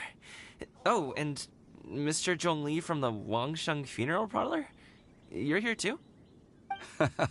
A fated meeting indeed. We were just enjoying some pleasant conversation.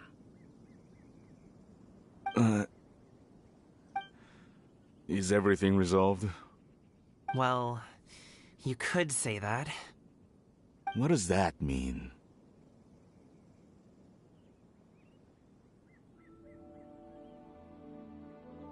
Traveler, Paimon, come with me. I need to talk to you. Huh? Oh, okay. I'll come right out and say it. Those two bandits, you sent them, didn't you? So, that's how we're starting off? Can't look me in the eye, huh? Guess I'm right then. Okay, but how did you know? At first, their mannerisms seemed a bit stilted. But once I got close, it was obvious that they possessed great skills. I was right on their tail, and it should have taken only a few steps to catch up to them, yet somehow, I was never able to close that distance. People with that level of skill would have gone about things differently from the start, like sneaking up on us while we were distracted.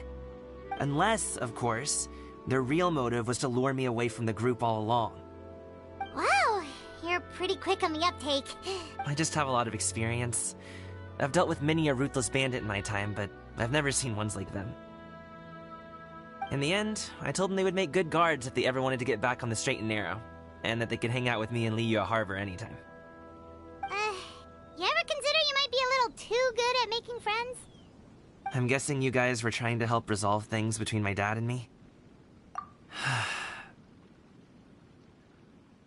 I appreciate it, I really do.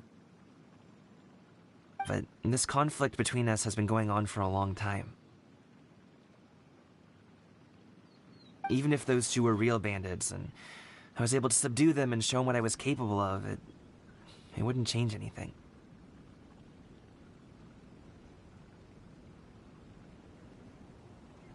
You've seen the way he talks to me. It's not like that at all! Your dad really cares about you. You should see the way he talks about you when you're not around. Zhongli was talking things through with him, and he nearly agreed to let it go.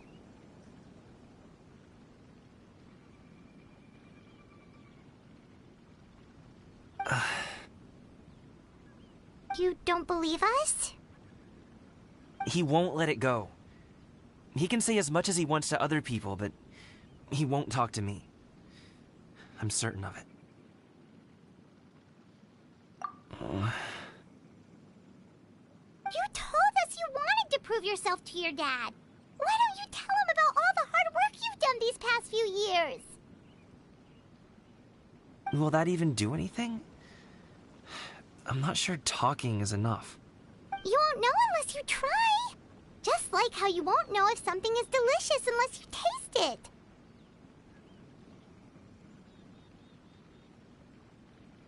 Listen to us. It's time to put these people skills to good use. You can make friends with anyone, so why not your dad?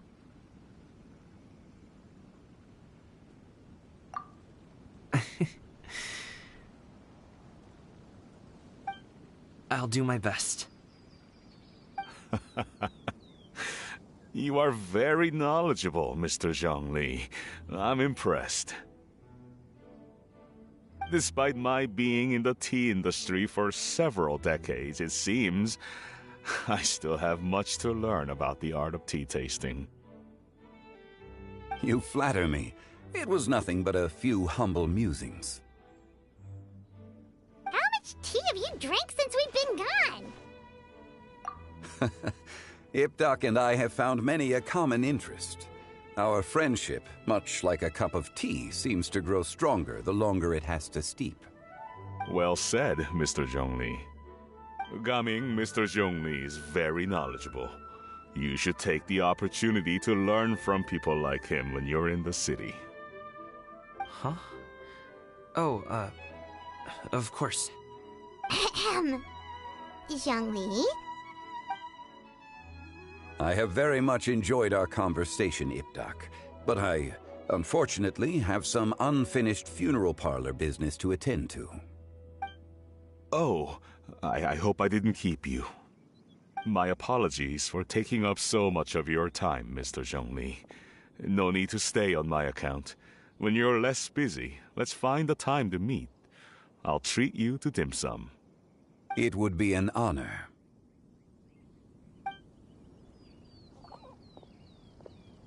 We'll see you off, Zhongli. You two have a nice chat, all right?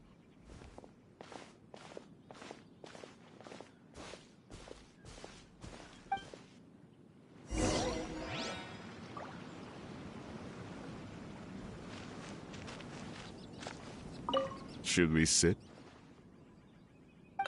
Sure.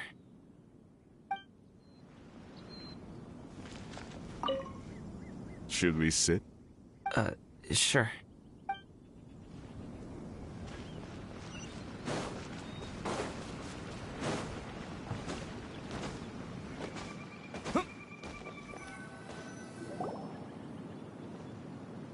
Thanks for helping us talk things through with Uncle Ip.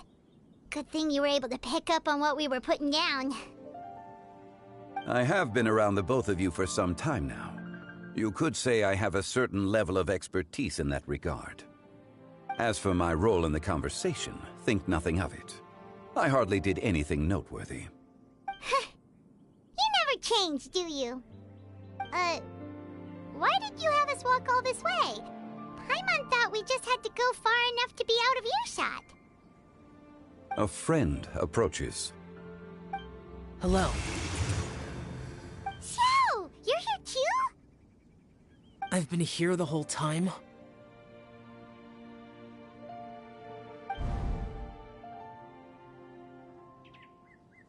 A ghostly kite. Could that elusive Director Hu be coming to Wangshu Inn once again? What is she doing here? I suppose it matters not. Given her relationship with Rex, well, Zhongli, I might as well go pay my respects.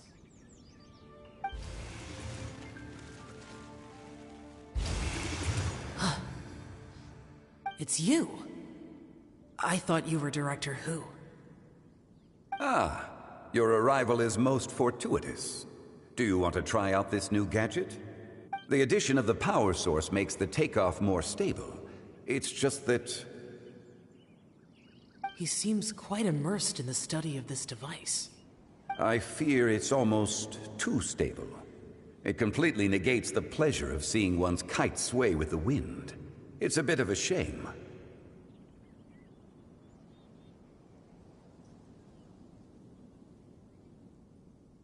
In truth, I'm here because Director Hu dispatched me to purchase some items in preparation for Lantern Rite. I see. Much like she does every year. Much like she'll do next year, I would imagine.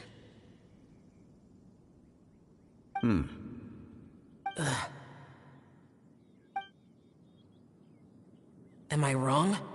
Or has she once again sent you out to buy what is it, sesame oil or something? While we're on the subject, I do wonder why she is so obsessed with using sesame oil in the preparation of mixed vegetable dishes for Lantern Rite. A recommendation from Xiangling, perhaps. What do you think, Xiao? I've only met Director Hu a few times. I'm hardly the best person to ask. Ah, and is that not a sign that you should visit Wang Sheng Funeral Parlor more often? It wouldn't hurt to grace the parlor with your presence now and again, when you are otherwise unoccupied. This one here is a traditional kite, one without any equipped mechanical device. Director Hu tasked me with studying the differences between the two to determine which one is of greater merit. Many hands make light work. Perhaps you could test out the other kite for me? All right. I have made my comparisons. If speed is what you're after, the mechanical kite is the better choice. Wonderful. I shall pass that information along to Director Hu. I'll leave these two kites with you. Perhaps you can find a few friends with which to partake in the activity. You might find it to be an enjoyable use of your time. Oh, wait. Who enjoys kite flying? Well, I would imagine someone of your talent and wisdom is more than capable of finding out. So, you were testing out the kites for Hu Tao and even roped Xiao into doing it for you? Paimon didn't ask earlier because the situation was, awkward. I would hardly say I roped Xiao into anything. I simply sought the help of a friend. Besides, we did the testing together. Seems like our pool of competitors is growing. Do you like kite flying, Xiao? I suppose I neither like nor dislike it. Although, watching a kite gradually ascend into the sky does bring me a certain peace of mind. Perhaps they're a bit like Xiao lanterns in that way. Kite flying is also a pleasant form of relaxation. Have you ever thought about making a kite, Xiao? Cloud Retainer taught us how. We can teach you if you want. There's no need. Menogius was the only Yaksha among us who had an interest in matters of ornamentation and design. When Lantern Rite is over, come find me near Pervasi's temple if you have the time.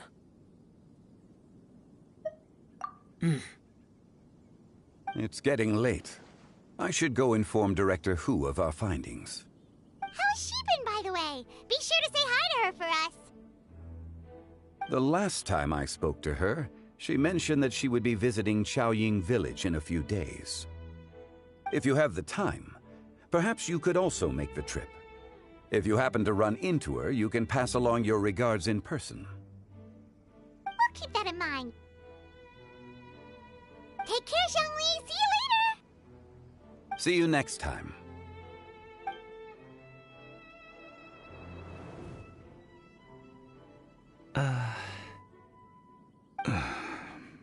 Coming.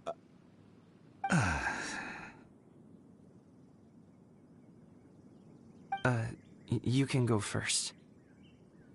I don't have anything to say. Then I'll go. I still don't want to leave Liyue Harbor. Oh. I can't say I support that decision, but... Hey, let me finish before you get all worked up. Sit, Shenhe, sit. You must be tired from your journey. Shall I pour you a cup of tea, or would you prefer something else to drink? No need. I'm not tired. They're gone, Master. Perfect. The time is nigh for us to make an appearance. Do you remember the plan one recounted to you? Yes, Master. We aim to give them a demonstration of familial love. So I'll have whatever you are having. All right. What are Auntie Xianyun and Shenhe doing here? Just how many people are involved in this scheme? I suppose all I can do is just take a seat and see what happens. Perfect. I just so happened to have bought some Sunglow tea recently. It's quite the delectable variety. Or it would be if one has not been forced to drink it every day in the hopes of whittling down one's considerable stash. One has more than had one's fill already. Oh, forget it. Such thoughts detract from the present need to keep up the conversation. Has work been busy during the holiday season? Do you need my help with anything? Drunk guests can sometimes cause trouble, but I deal with them as you taught me, by pinning their heads against the table. Are Auntie Xianyun and Shenhe serious right now? Oh dear. While one was busy orchestrating this act, one seems to have forgotten about Shenhe's various eccentricities. What I meant to ask was, have you made any new friends? We live so far from each other, it would be a great comfort to me to know you were surrounded by good companions. You already know of my past circumstances. Recently, I've been conversing with Guoba in the kitchen at night. Guoba can't talk, but his companionship is a comfort. The poor child. Her one friend can't even talk. I guess maybe Gaming is not doing so bad after all. Perhaps I've been too hard on him. Let's move on, shall we? Do you have any plans for today, Shenhe? How about we do something fun?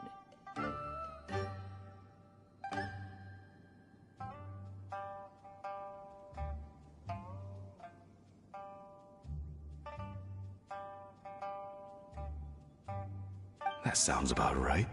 Take her to do something fun, and perhaps she'll loosen up a bit.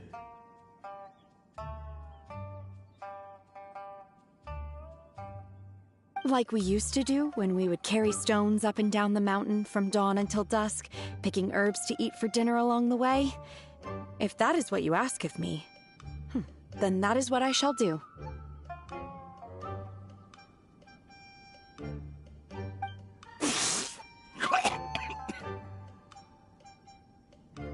Dad, here, have some tea. Or no, wait, let's not have any just yet.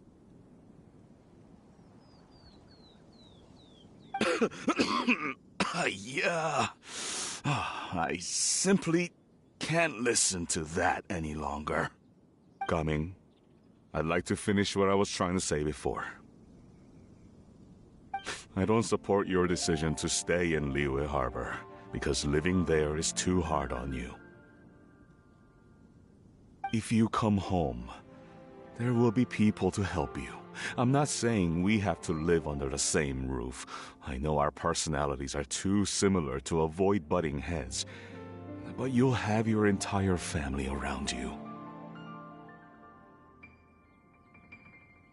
Your aunts, uncles, they'll all do whatever they can to help. You could get a less taxing job, and we could grab dim sum together from time to time. Huh. I didn't know dim sum was such an important affair, Master. Shh. Just think about it, okay?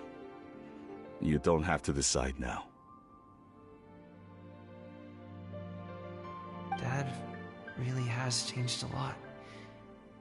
He would never have said these things to me before. But thank you, Dad.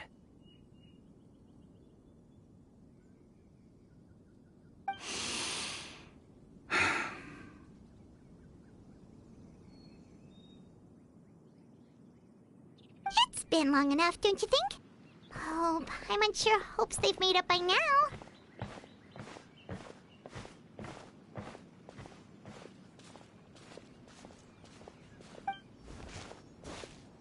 Oh, they're drinking tea in silence. That's not a good sign. Did Xianyun's plan not work after all?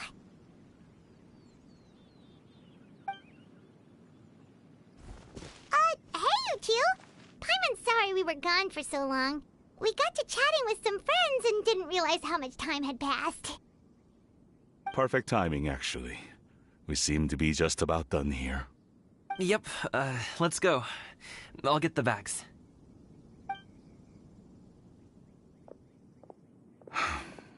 Gaming has grown a lot taller, hasn't he?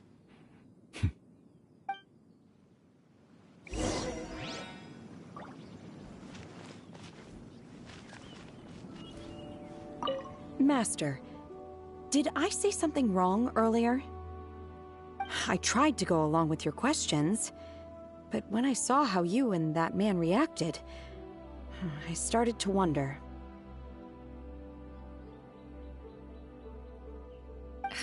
Not at all. Certain unforeseen variables may have presented themselves along the way, but the outcome proved favorable. The plan was a success. Then I helped? Naturally. Your purity of spirit is one of your greatest strengths, Shenhe. You need not change who you are.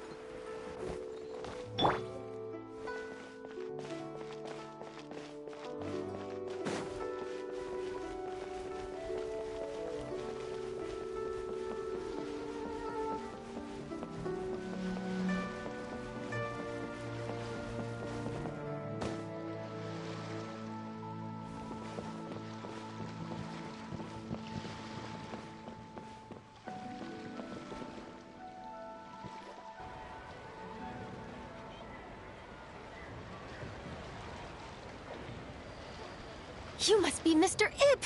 Thank you for coming all this way. My name is Charlotte, and I'm a reporter from Fontaine. You can find me writing for the Steambird. I invited you here not just to purchase your fine tea, but also with the hope that you might be willing to sit down for a short interview. What do you say? An interview? To advertise my teas? I suppose you could think of it that way. We Fontainians are big tea drinkers too. The Fontaine Market. Then I'll need some time to adequately prepare. Perhaps we could sit down and discuss the questions you intend to ask in advance. Of course, of course! Please follow me.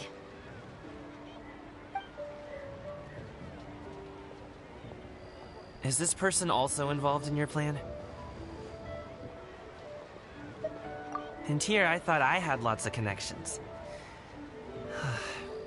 I suppose I've been humbled. You sure know all kinds of cool and important people. Over here! Yoo-hoo! Over here! Huh? What? Auntie Shenyun? She probably wants to talk about the next phase of the plan. Let's go while your dad is still distracted.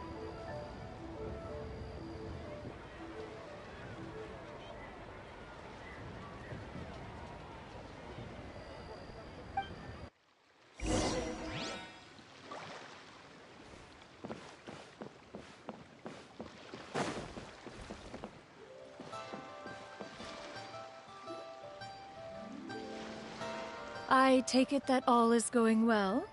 Don't worry, Shenyun. Everything is going according to plan. I knew it. I knew that was all an act earlier. Auntie Shenyun is really something. She was so determined to help me. She didn't even care about making herself and Shanghe appear foolish in front of my family. She truly knows how to look out for others. I still have a lot to learn. As for the next step... Oh no! What's wrong, Gamin? Don't tell me you're the ones footing the bill for all that tea. I can't let you do that. Fret not. Reimbursements will be made. Exactly! Think of it more as an investment, as Ningguang would say. We pooled together the Mora so that Charlotte could place the order. She's gonna bring it back to the Steambird as a gift, as well as a sample of the regional specialty. Fontainians will probably fall in love with your dad's tea as soon as they lay their eyes on Charlotte's article. And once all the money from the new orders begin to roll in, getting our Mora back will be a piece of cake. Oh, okay. Business-related matters always seem to go over my head, but I refuse to let you all lose Mora on my behalf. I'll pay you back right now. We can talk about such matters at a later date. There are more important matters for you to consider at the moment, are there not? Yes. I've been thinking about it the whole way here. I have an idea, but I'd hate to cause even more trouble for all of you. That is for us to decide. Yeah, we're all friends here. Plus, we wouldn't be here if we didn't want to help, right? Just tell us about this idea of yours. Okay. So, it's like this.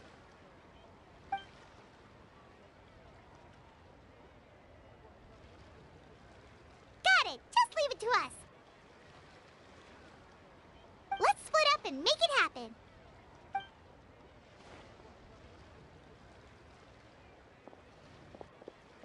We need to do those things we talked about, but we also still have the kite flying competition. Since Xiao already tested out those kites for us, why don't we also go buy one of those mechanical thingamabobs or whatever they're called? We can attach it to our kite!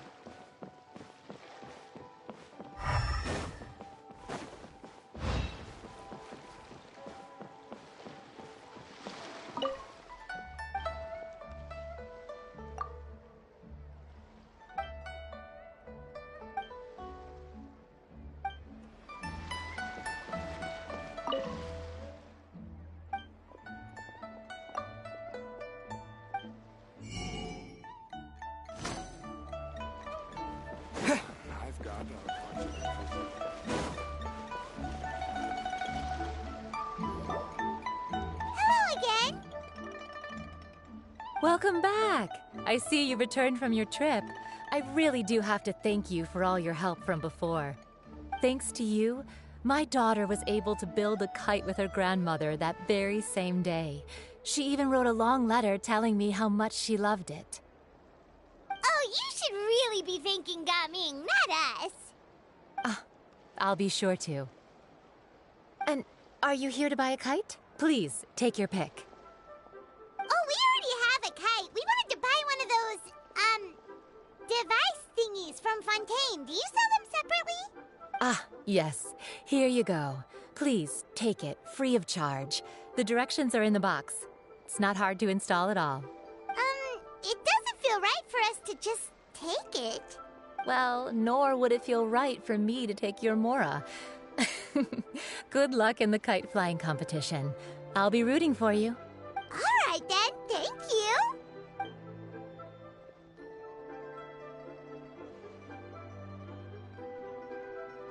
Phew, it's done. Let's get down to business.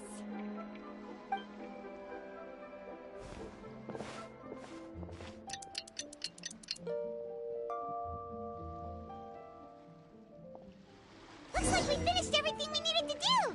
Let's find a good place and put this thing into the sky.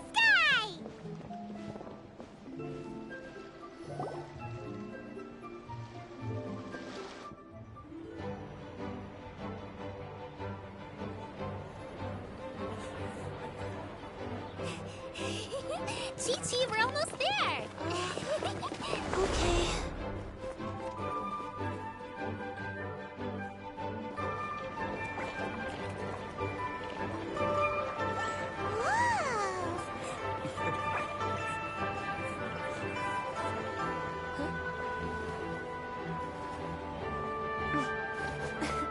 Come here, allow me.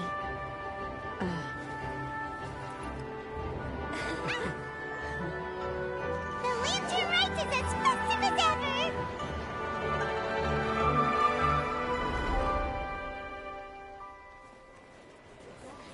Huh? Oh, what's going on? Did something happen? What should we do? Oh, should we get the Millilith?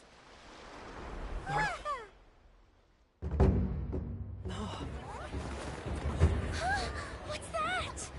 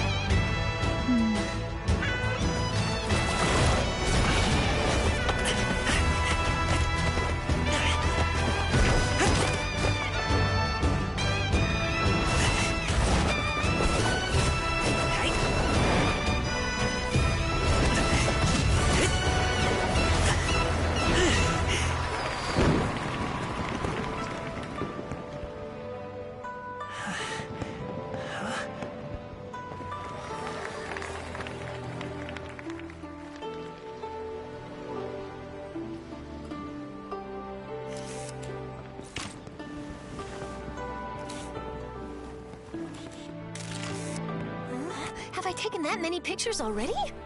I need to load more film.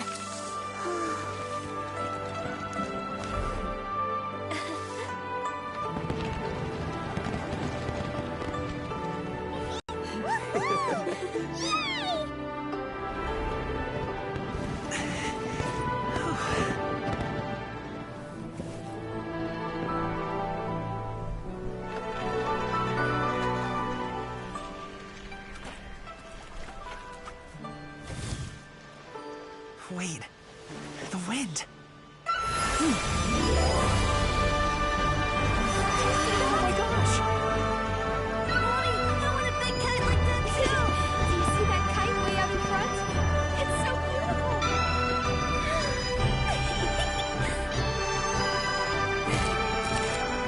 Happy Lantern Rite. Happy Lantern Rite.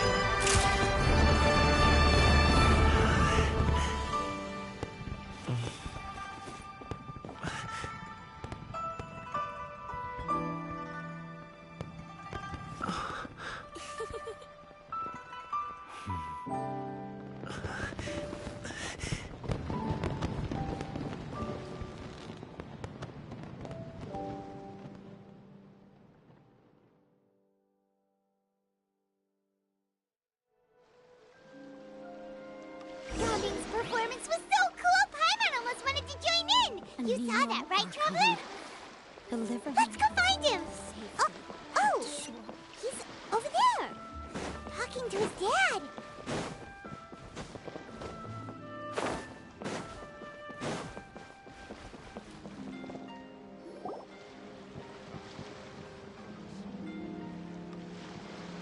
I think I'll head off now, if that's okay.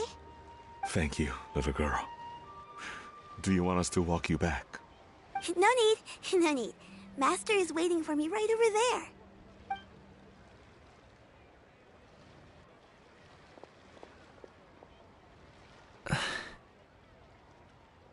there. Son. I suppose I'll go first this time. Okay. Your performance. I've seen many wushou dances in my time, but I've got to admit, what you pulled off there was breathtaking. Wow. I never thought I'd live to hear you say that. You're serious about doing this professionally? Absolutely. I know it'll be difficult, but... Then it doesn't matter. What I mean to say is, of course it'll be difficult. But if that's your decision, if that's your dream, then it doesn't matter how difficult it is. As long as you put in the work, then any obstacle can be overcome in time. Really, when I was young, I also... Actually, how about we save that story of my past for another time?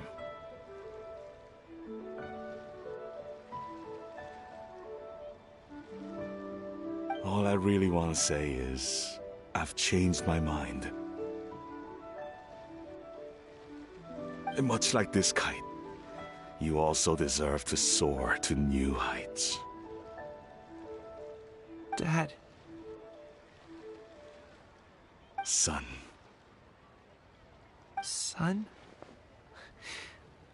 Haven't heard that in a while. I bet you're wondering what's gotten into me saying all this. Well, a little bit, yeah. Anyway, I know I've never found the chance to say this before, but... To me, Gaming, you've always been a great kid. Alright, that's everything I've got. Did you have something you wanted to say, or...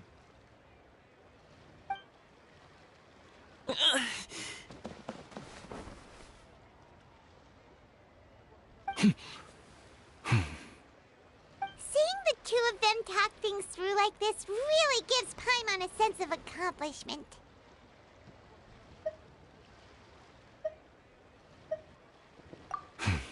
Now go.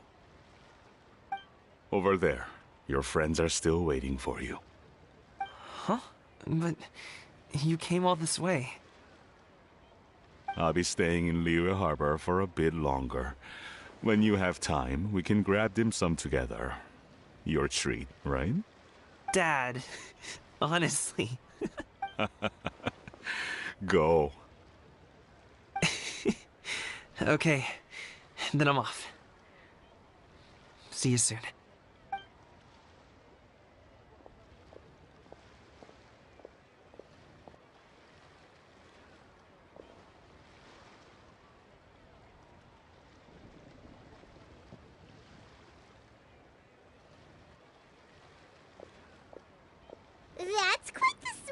you've got there, Gumming. Really? It's nothing to be embarrassed about. I'd like to find and thank Auntie Xinyun, as well as everyone else who's helped me out. If everyone has time, maybe we could all get together and go fly a kite.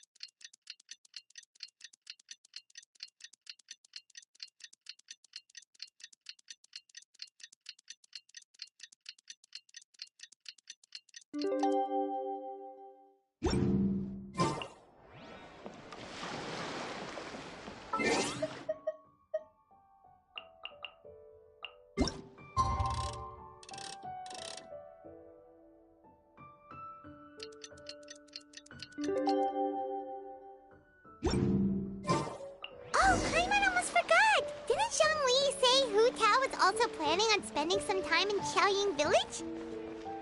We didn't have anything else to do today, right? Why don't we go have a look around? Maybe we'll run into her.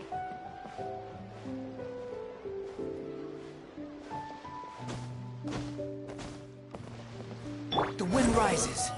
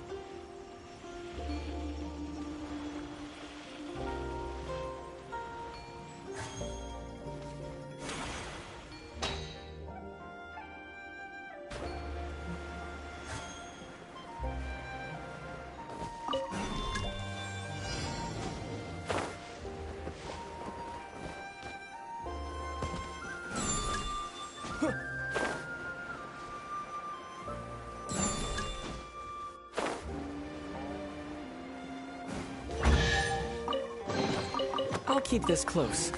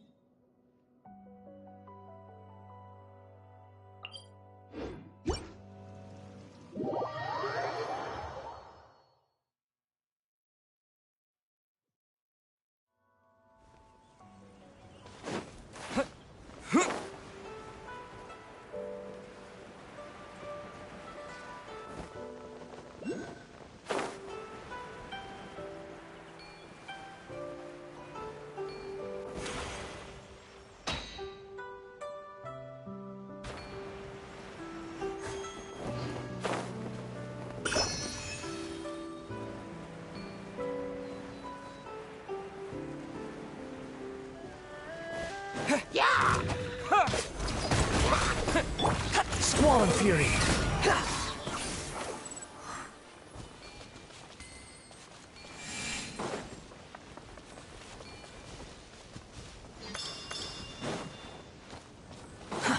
Too slow.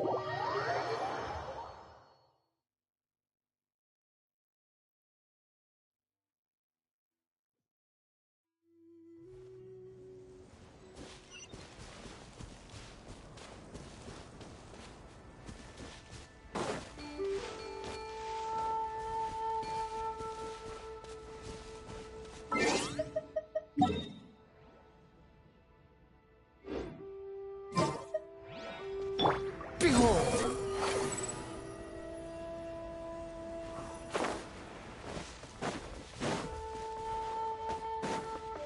Quit following me.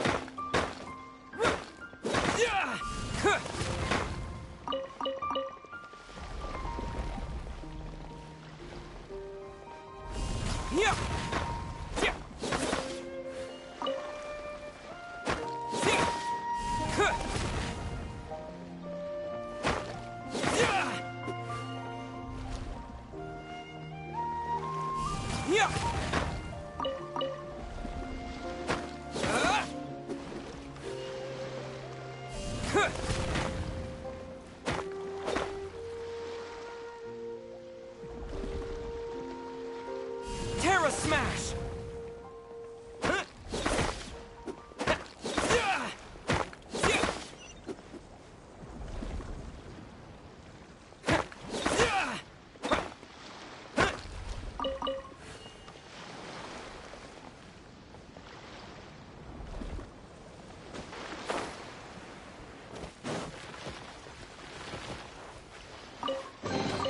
Is this an answer from this world?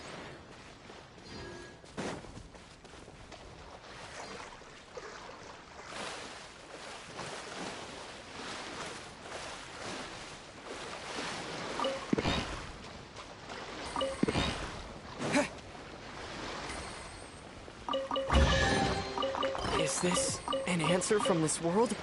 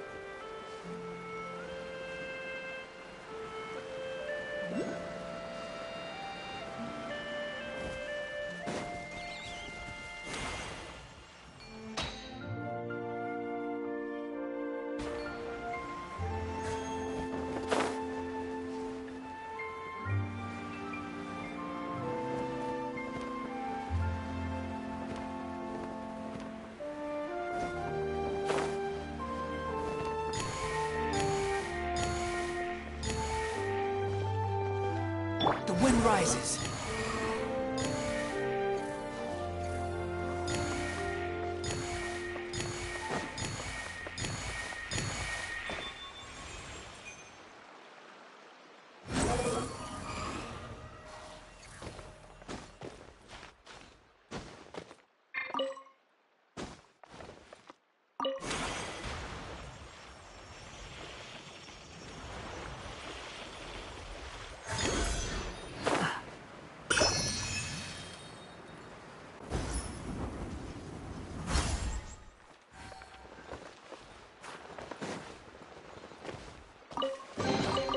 Unnecessary.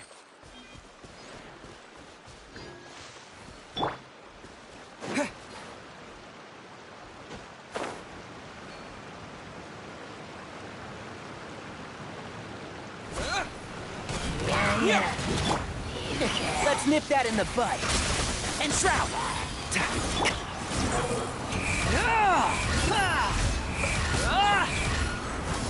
Unsightly insects! Behold!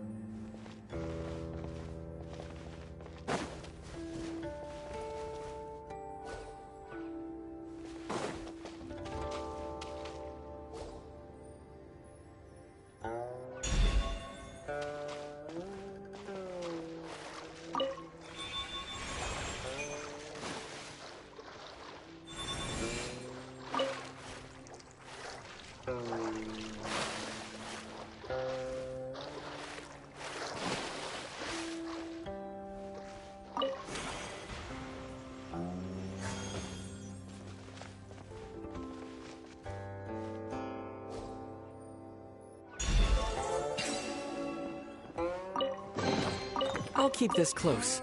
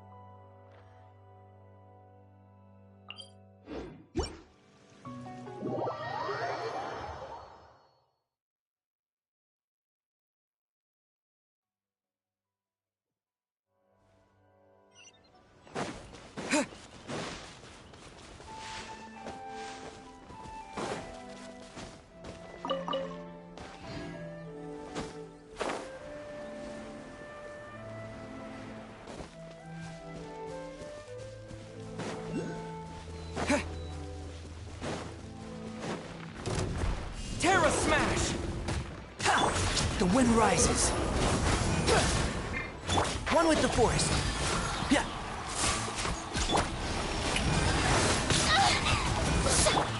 Squall and Fury.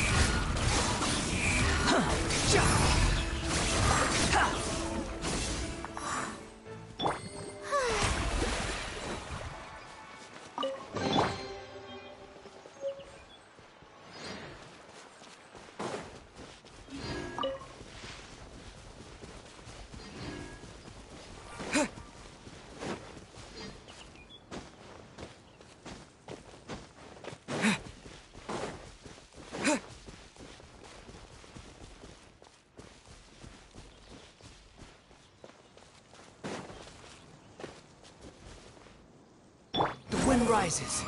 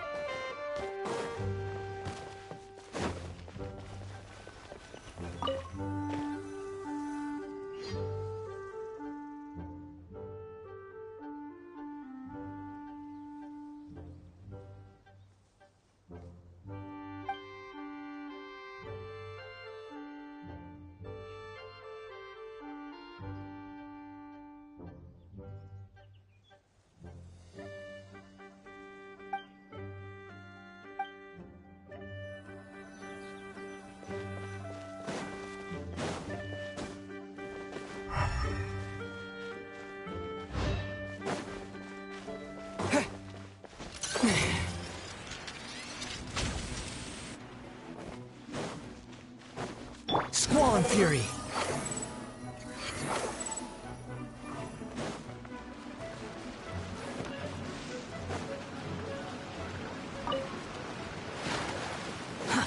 Too slow.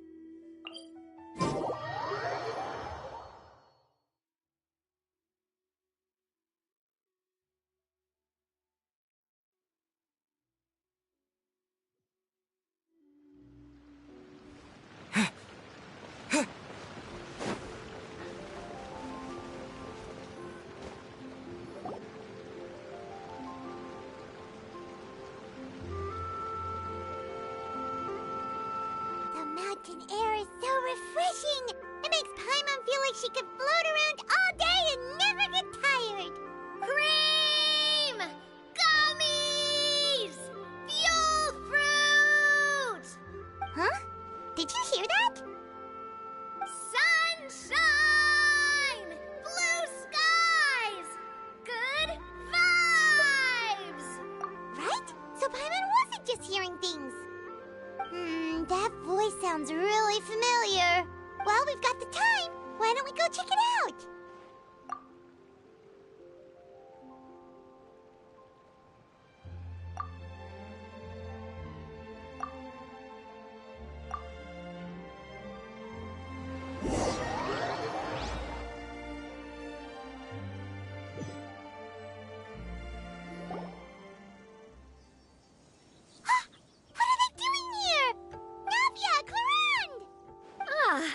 Well, if it isn't my dear partners. See, I told you that something good was going to happen during our travels today. I have to say, sometimes the Steambird's astrology column is spot on. It's just your lucky day. Are you guys also here to catch the festivities? Oh, and that reminds me. Happy Lantern Rite. Happy Lantern Rite. Happy Lantern Rite to you too! Wait, if you're here for Lantern Rite, then what are you doing on top of this deserted mountain? And that voice we heard, that was you, right, Navia? Oh, impressive. You could tell it was me from that far away. You've got good ears. That or your voice is just really loud. Well, of course it is. After all, I'm a boss. Indeed. I suppose it's an asset. Sure is! Having a loud voice is a handy tool when it comes to communication. Wait. That wasn't even Paimon's point. Paimon just wants to know why you two were shouting from the top of this deserted mountain. There was something about almonds, maybe? And buell fruit? Ooh, is it some sort of secret code? No, it's not a code. The words are meaningless. Perhaps, but the act of shouting was very meaningful indeed. That's just what mountain climbers do, right? After all the hard work it takes to make it to the top, as you stand on the summit looking out at the vast scenery, it's not easy to resist the urge to release those emotions. Exactly. You get me, partner. I was afraid that it would cause a disturbance, so I asked the locals around here, and they said it was fine. Apparently most hikers like to shout when they get to the top, so the locals are used to it by now.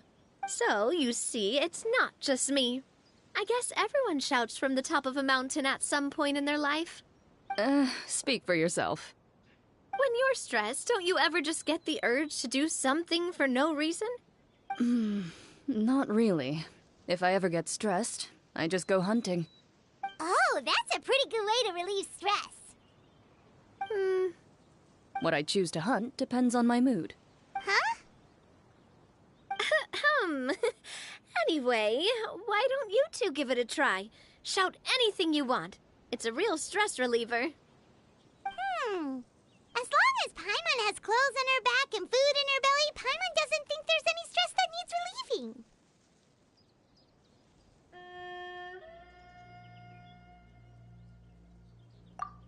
Oh, I bet you guys are just too embarrassed to let loose.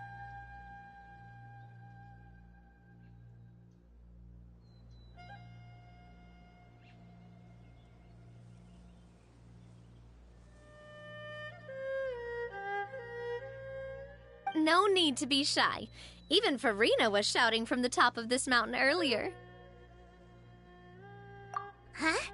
Did Paimon hear that right? Farina's also here? In Qiaoying Village? Believe in your ears. It is indeed as you heard.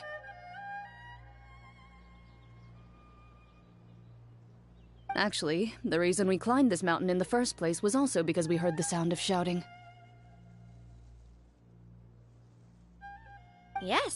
we could just about make out someone yelling things like, "Help me!" and "What should I do?" So we hurried up here to check it out. And what do you know? Miss Farina was standing right there, all red in the face. She practically sprinted back down the mountain the minute she saw us. Ah, that reminds me. I believe what she actually said was, "So help me, I will figure out what I should do about this script." So, you could actually hear what she was saying? Why didn't you say so earlier? I thought someone was really in trouble. I figured we would come check out the situation either way. Why not let her keep some privacy? Oh, seems like you caught Farina in the middle of some stress relief as well. She probably would have never thought... No, she definitely would have never thought she would run into anyone she knew all the way out here. I think so. We ran into Nervalet on the way here as well, but he was already on his way back, so they probably weren't together. What? Nervalet was here too? What was he doing here? It couldn't have been for vacation. I think it just might have been, actually. But apparently he only stayed for half a day before heading back. He's a very busy man. Neuvillette is not the type to take much time off. Taking even a half day for himself is already a huge step in the right direction. Didn't Charlotte publish an article on the Liyue tea industry recently? Maybe he was inspired to come buy some tea after reading that article. You know, just like you were. My situation is completely different. I'm here because I was asked to accompany you. The tea purchase is simply an added bonus of this location. You Fontanians and your tea drinking. Oh, it's not for me. I lost a bet with REALthis, and now I have to buy him something. It was just a spur-of-the-moment sort of bet. REALthis gets really invested in that sort of thing, but he couldn't care less about what he wins in the end. You could give him mint plants that you plucked from the side of the road, and he wouldn't even mind. If only he was that easygoing when it came to talking business. In any case, I'm pretty sure the tea you bought is this region's specialty. What is it called again? Nervalet even mentioned it earlier. Yes, that's the one. You didn't really buy 10 boxes, did you? Please, do I look like someone who would fall for that sort of marketing trap? That reminds me. You guys said you only came up here because you heard my voice, right? I hope it didn't put you out. You must have had other plans for the day. Oh, that's right, Hu-Tao! A few days ago, we heard that a friend was going to be in Chaoying Village, so we decided to come and see if we could run into her. Oh dear, we've been chatting for quite some time. I'm sorry for keeping you. That's good. We should probably head out and look for Hu-Tao. No need to stay on our account. We just got up here, so we're gonna stay around for a little longer. Go and meet your friend. We can meet up in Chaoying Village later. Sounds good. We're gonna head down the mountain then. See you later!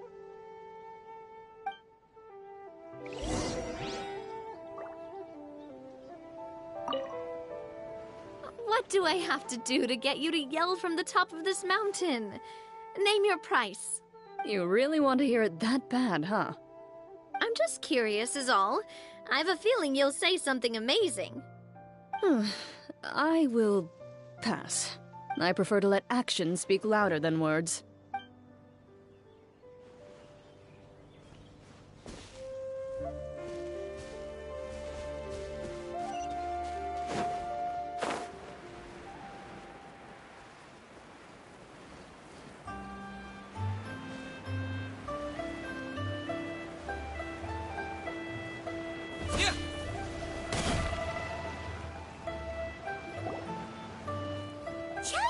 Is known for its tea, but you know what else they have with tea? That's right, dim sum! Didn't Gaming say something about dim sum being eaten in the morning? Oh, Paimon wonders if we can still get some at this time of day. Oh, well that's fine too. Paimon doesn't care what kind of tea it is as long as it comes with some tasty snacks. Now, let's see what kind of yummy things we can find around here. Paimon's not seeing things, is she? Is that Farina standing between Zhongli and Hu Tao? Wonder what they're talking about. Zhongli knows a lot of stuff. Maybe he's telling Farina about Chaoying Village. Oh, or maybe Hu Tao is trying to rope Farina into being one of her clients. Hey, this isn't the Fortress of Meropide. But Paimon could be convinced for the right price. Let's say loser buys the winner 3 huge bowls of seafood kanji. Since Zhongli is there, Paimon bets things are pretty tame. It's decided then. Paimon votes for tour guide Zhongli. All right, no time to waste. Let's go see who's right.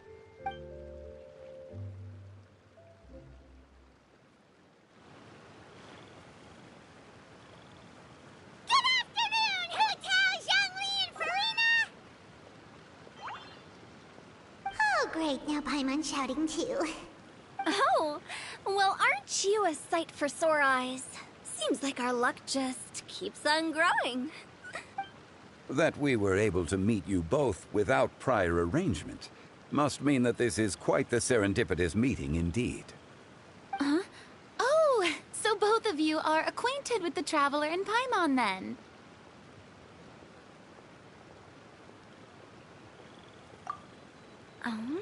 Looks like someone's learned a thing or two from Zhongli.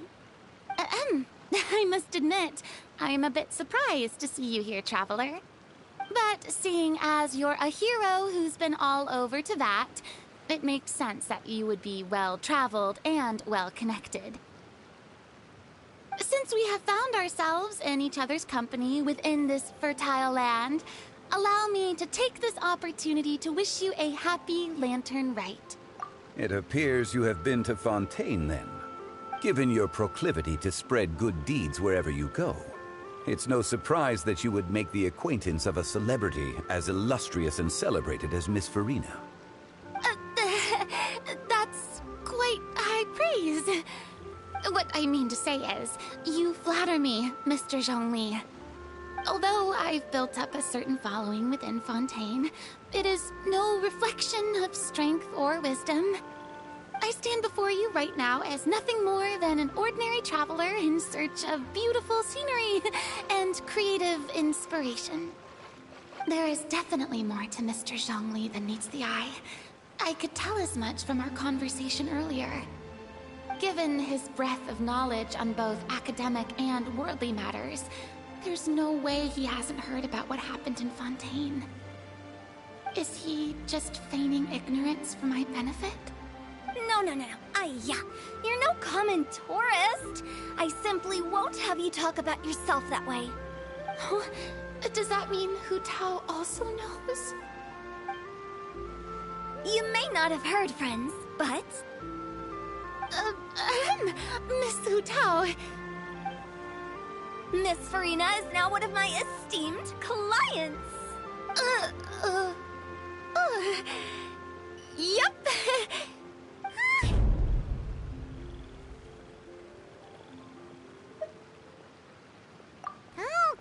Okay, you win. Guess Paimon will have to break into the hidden stash at the bottom of her shoe. What's this about winning something? Don't tell me. You two were placing bets on us. We just saw you guys standing on the side of the road and couldn't help but take guesses as to what you were talking about. Oh, I see. That means you, my friend, must have guessed that I was trying to promote my business to Miss Farina. That I do, my friend. What was Paimon's guess then? Paimon thought Zhongli was showing the newbie around. By newbie, you mean me, right? If that's the case, then Paimon's guess was also correct. Oh, that's right. Mr. Zhongli was telling me about some great sightseeing spots in the area.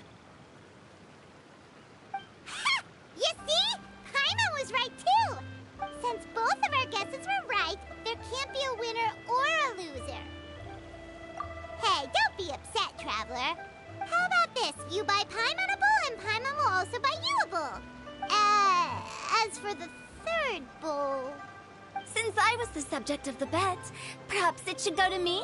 You know, as a congratulations for the huge deal I just struck. I was just joking. Anyway, I should be the one treating you. The funeral parlor is about to bring in quite the sum after all. Oh, Paimon almost forgot to ask about the most important question. Did something happen recently, Farina? Huh? What do you mean? Well, you know, with you enlisting the services of Wangsheng Funeral Parlor and all. Oh, well, yes. Really? Oh, no. Paimon is so sorry for your loss. Although Paimon may have not known the person, please accept Paimon's deepest... Whoa, it's not like that, Paimon. Huh? But Paimon just thought, since you hired the services of a funeral parlor and all... Hey, it's not that big of a stretch. Really, Paimon? It's not like you don't know me. Do I look like I know anyone who would ask me to coordinate their funeral?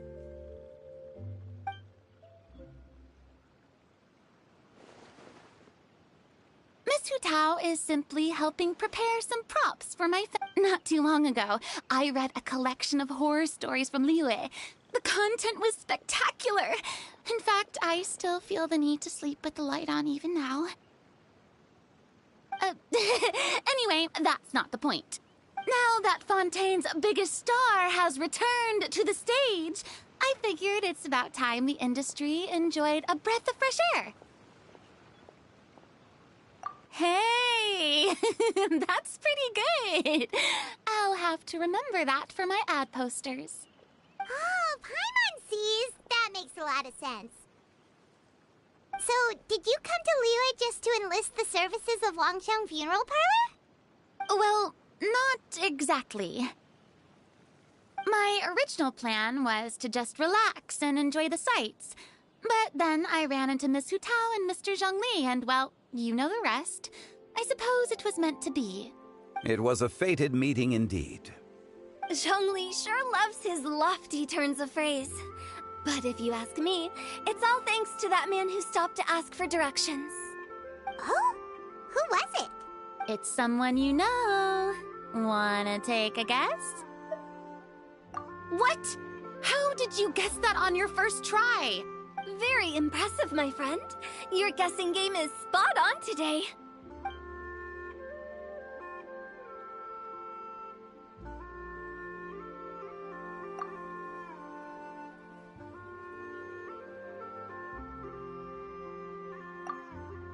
Huh.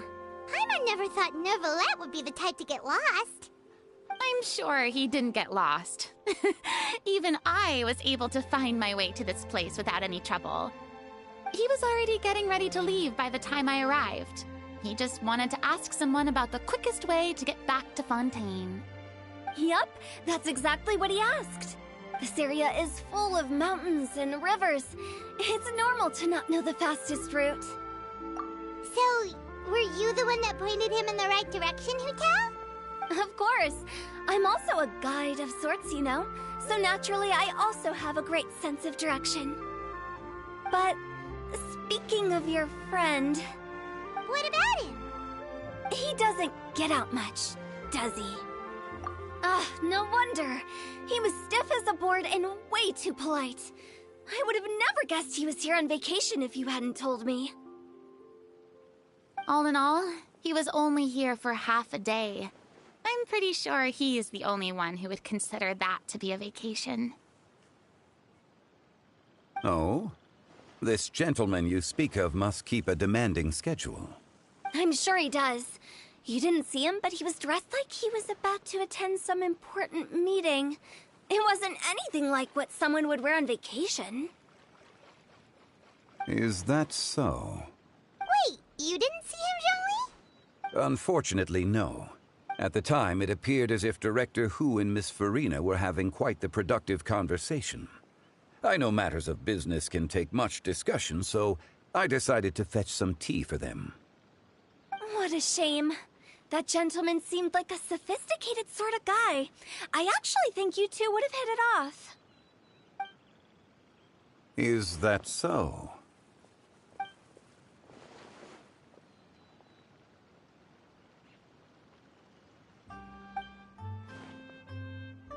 Hmm?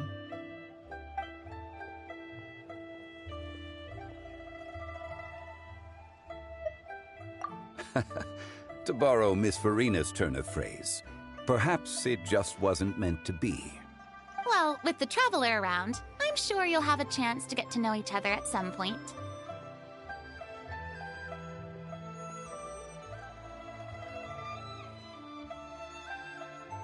That's right. He's got more friends than he knows what to do with. Well, that's certainly true.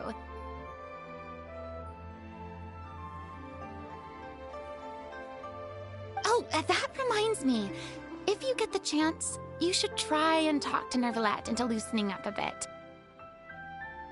Just tell him the Palais Mermonia isn't going to fall apart if he disappears for a few days. He shouldn't keep himself cooped up all the time. Even clams open their shells to let in fresh water every once in a while, right?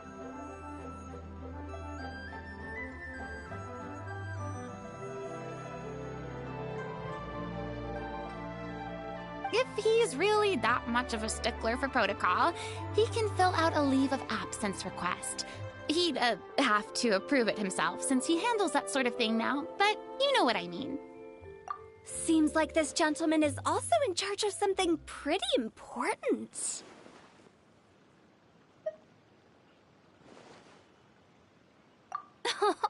I've never heard of a demon that boring before. In my experience, a leader needs to be able to roll with the punches. That also includes knowing when and what to prioritize. It seems like your friend still has a lot of growing to do. If I remember correctly, he's already several thousands of years old. You're quite right, Miss Hu Tao. Oh? Traveler, Miss Farina, those two individuals over there appear to recognize you. Oh, it's Navia and Clarand. Hey, over here!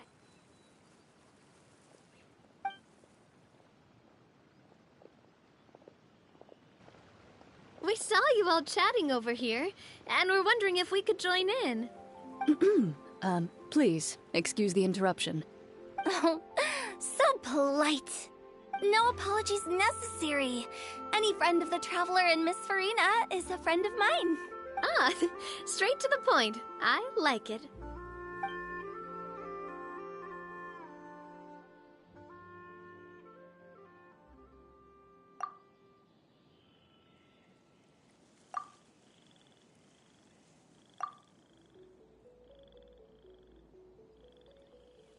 It's getting late. If we want to catch a boat back before dark, we should probably get going. Indeed.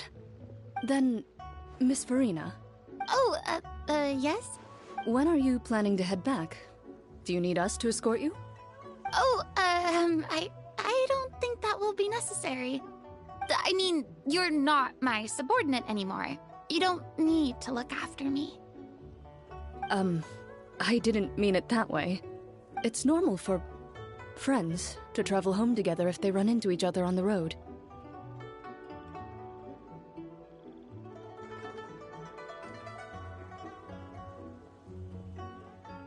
There are a lot of mountainous roads in this area. I imagine they'll be even harder to navigate after dark. Exactly. Just like in those ghost stories.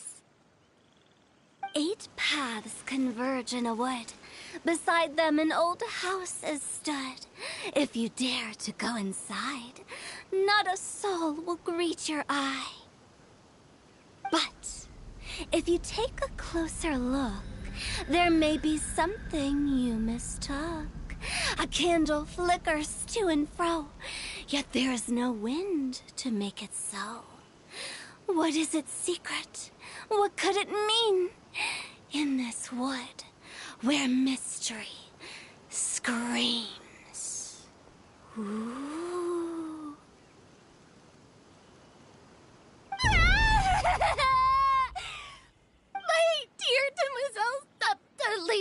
No, I mean friends! Please take me with you! Of course. Gotta say, Farina, you are really quite the character. By the way, did I hear you mention that Clorand used to work under you? Then you must have also been a leader at some point. Well, that's, all in the past now.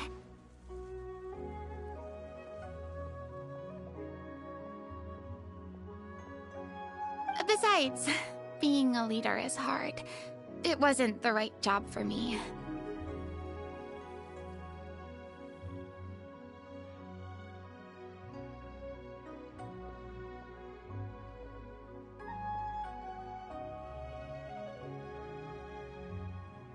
I prefer how things are now. I can come and go as I please, and get to enjoy the sweet taste of freedom. I see. Well, you've certainly picked an apt place to relax. Xiaoying Village is an exemplary choice. Only the best. And I've learned a lot, too. Thank you so much, Miss Hu Tao and Mr. Zhongli. It's fine. You've thanked us more than enough already. The next time you're in this neck of the woods, I'll treat you to some dim sum in the city. Dim sum? Is that some kind of Liyue term for snacks or desserts? They are a part of it. It's basically a table full of as much tea, sweets, and good company as you can manage. Oh, so it's basically a tea party! Sounds great! Make sure to order the winter melon cake and the lotus flower crisp. They're so sweet and delicious. Ooh, okay. I'll be looking forward to it then. Wait, but didn't you guys say you were here on vacation? How come you're all going home empty-handed?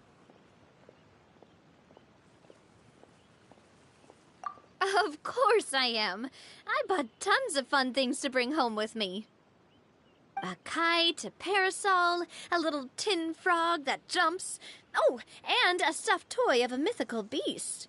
Clorand is the one who didn't buy anything for herself. So, all you're bringing back with you is that tea? And some tea-flavored hard candies. They're for Sigewin. Clorand isn't much of a shopaholic. Well, one of us has to practice restraint. Hey, I'm hardly reckless with my Mora. I'll have you know, all the purchases I made today were well within my budget. Me? Oh, well, I bought some tea, of course. I just had to try all the varieties recommended in the Steambird. Other than that, just some bits and bobs, you know. A little bit of this, little bit of that. They should all be things I can use, I think. Now Paimon's even more confused. If you bought that much stuff, where did it all go? Into one of Linny's magic packets? Oh, actually... Monsieur Neuvillette took them with him. Oh, so that's what happened. Wait, what? Why did he take them? He's not hoarding treasure, is he?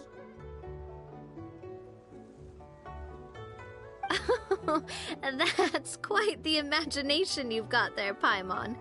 Monsieur Neuvillette just saw the amount of bags we had and offered to take them back for us. I felt a bit bad at first, but, I really did have a lot of stuff. He even offered to deliver my gifts to the Fortress of Meripede for me once he's done with the day's work. Neuvillette is a man of his word. If he says he can do something, then he means it. See, even Clorand was happy to take him up on his offer. If even his trusty subordinate agreed, then who was I to refuse? Wow, he seems like a real gentleman. Maybe he's not as uptight as I thought.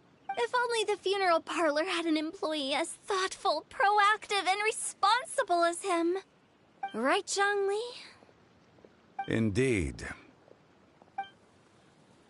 Clorand said Neuvillette offered to deliver her gifts to Risley.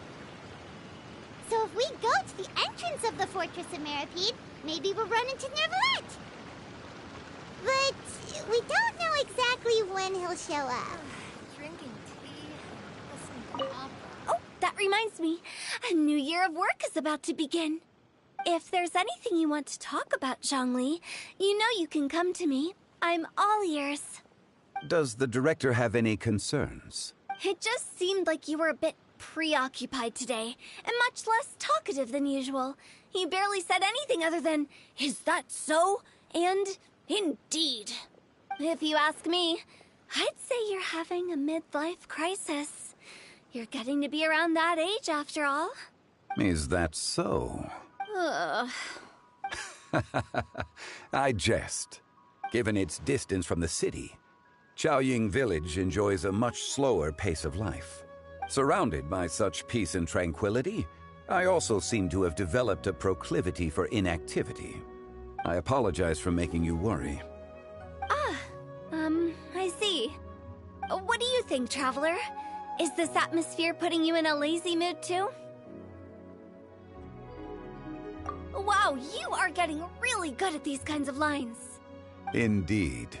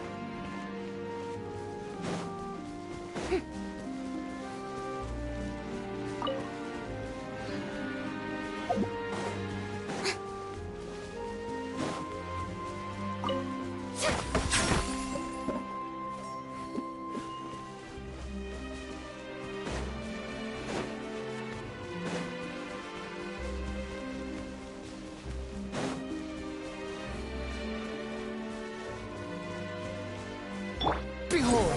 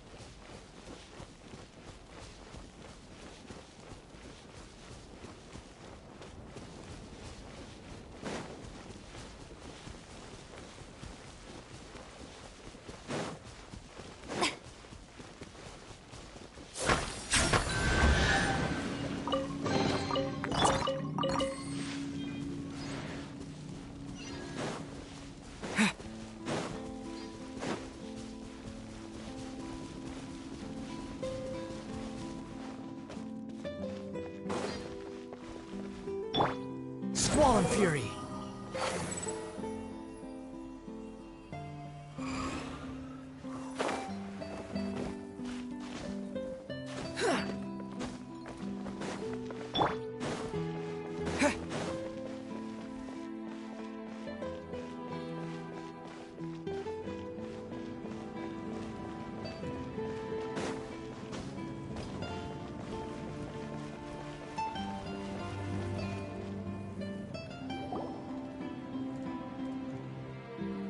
Look! It's Neuvillette! We lucked out!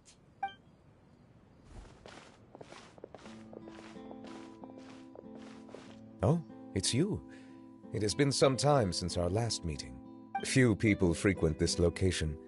Since I was able to conclude my work early for the day, I thought I might take a walk and avail myself of this area's peace and quiet. You call this early? Do you always work this late, Neuvillette? Strictly speaking, that depends on the agenda for the day. I am hardly bereft of time, however, so working late is of little consequence to me. Really? If you have so much time on your hands, then why did you only go to Chaoying Village for half a day? First, I should clarify that I was referring to my lifespan, rather than the time at my disposal on any given day. Second, I was unaware you possessed knowledge of my trip to Chaoying Village.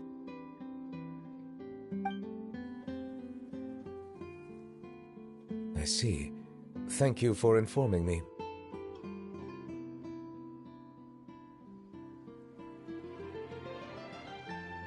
Yes, they have been safely delivered. I have to hand it to Clorant.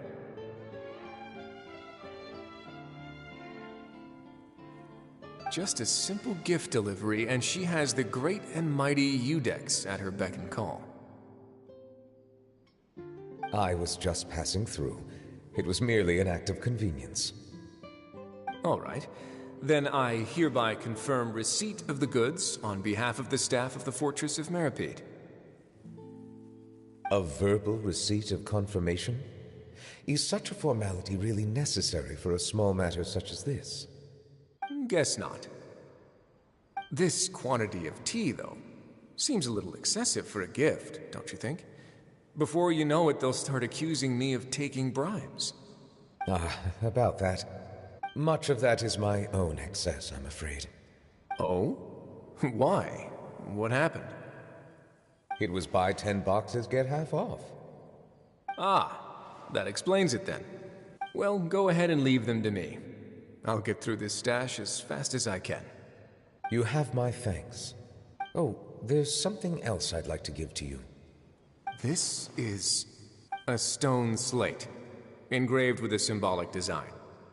While that is an apt description, it is in actuality a legal codex. A legal codex, huh? Before the advent of modern writing utensils, information was recorded on stone slabs such as this. The law was no different. Okay.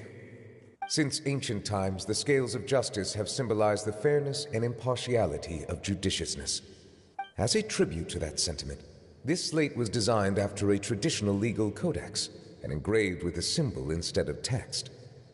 During my travels recently, I chanced upon a roadside stall offering tourists the opportunity to try their hand at the ceramic arts, so I decided to have a go.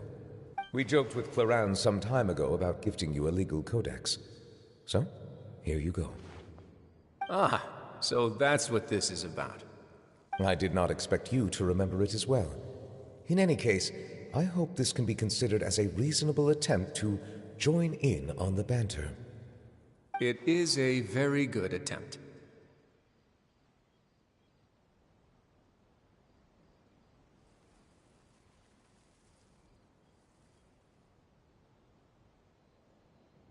I suppose I shouldn't be surprised.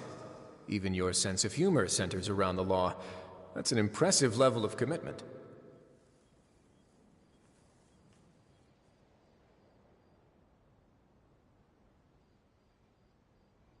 A gift of this significance deserves to be put on display, and I know just the place. Front and center in the Fortress's showroom. Surely there's no need for such a grand gesture. Just kidding. I don't have anything like a showroom. But we do have a storage room. We can put it next to all the mechanical parts Sijuin has collected. That sounds good to me. So that's what you were doing in Chaoying Village. Indeed. Of course, while I was there, I also took the opportunity to taste the local spring water.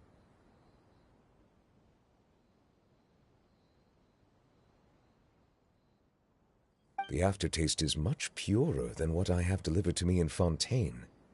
It stands to reason that the long-distance transport has a tendency to imbue the water with extraneous emotion.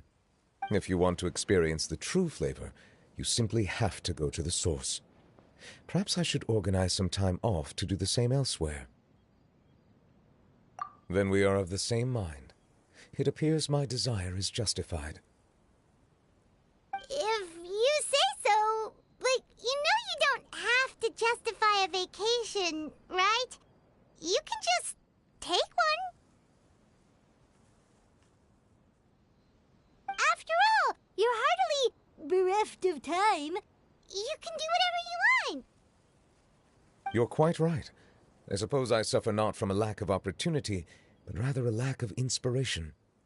However, after reading a few articles about Liyue's holiday traditions, the idea popped into my head and made itself quite at home. Seeing as I was free of responsibilities for the morning, I decided to depart at once.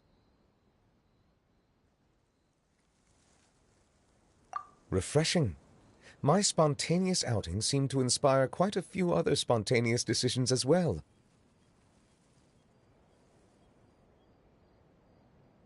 Take, for example, my foray into ceramics. At first, soil from the ground is granular and unforgiving, but add the right amount of water, and it becomes soft, moldable, and able to take shape. In the past, I never thought about how quotidian vessels were crafted, but now I have participated in their very making. This is also something I made today.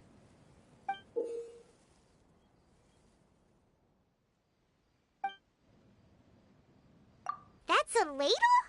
Paimon thought it was supposed to be some long-necked sea creature. That was indeed one of my inspirations. Really? You like it?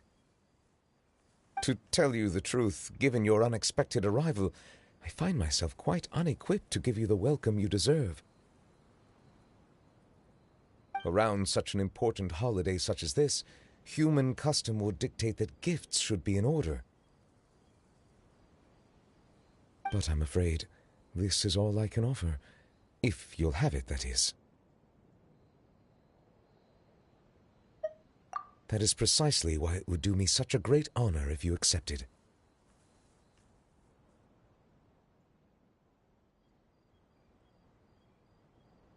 You are most welcome. Happy Lantern Rite.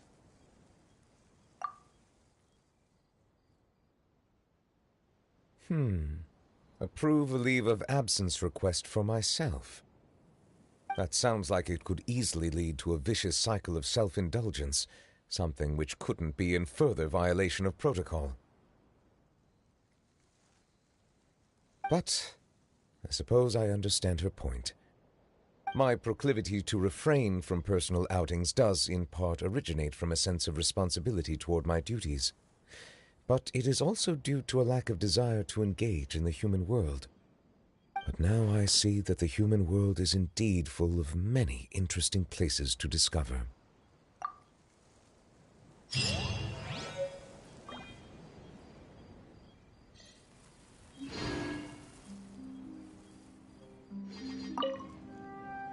Lantern Rite marks the start of the new year in Liyue.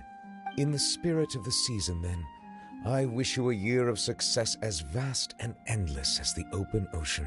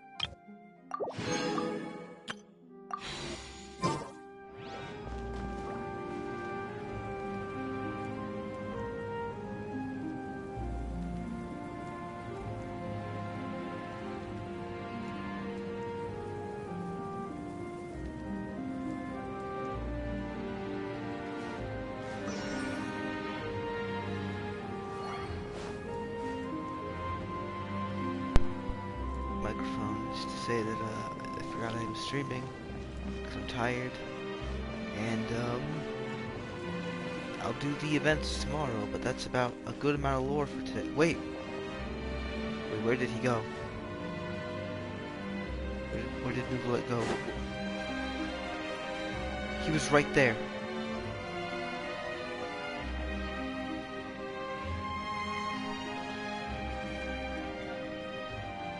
God, he's just gone. I wonder if I go back to, if I go back to Liyue, will they still be there?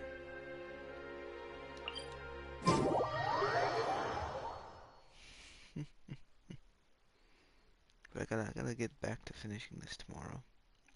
Tomorrow I'm gonna do all the bonus things. I don't know if I'm gonna tie it lore or Genji Venture. I don't know. Nobody watches these anyways. This is mainly just for me.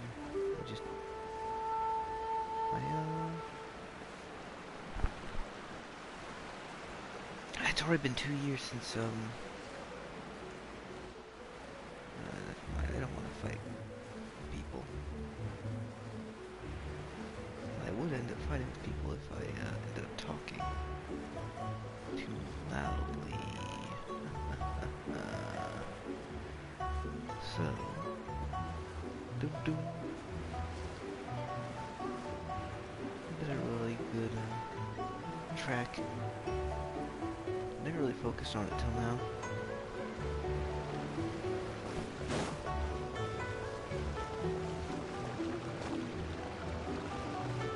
This game really just completely wears the Zelda inspiration on its face, body, and everything. Not making sense. I'm tired. I'm running out 2 days and no sleep. Isn't that wild? So I guess the other guys just aren't here now. Or was it a different area that they were in? Can't,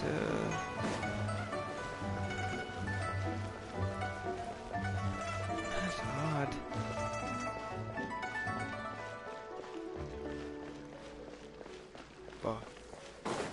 Habaka. Oh?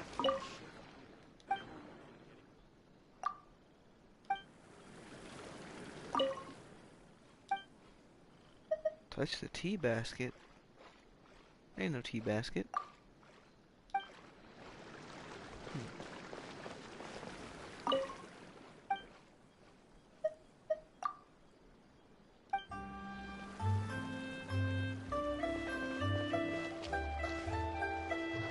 Oh, is that the tea basket?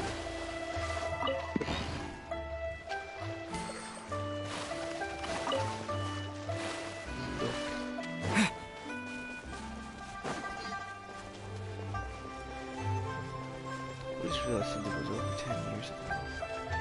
A lot of things were over 10 years ago now. My life has kind of passed me by, but it's just, how it is. So 1 day and 2 hours, huh? I still have 0 fest fever. You kidding me?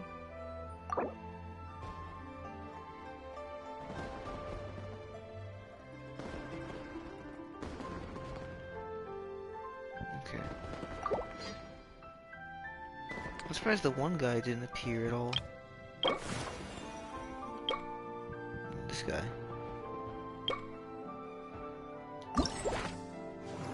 That's a good outfit. I like that. I feel like I'm missing a quest.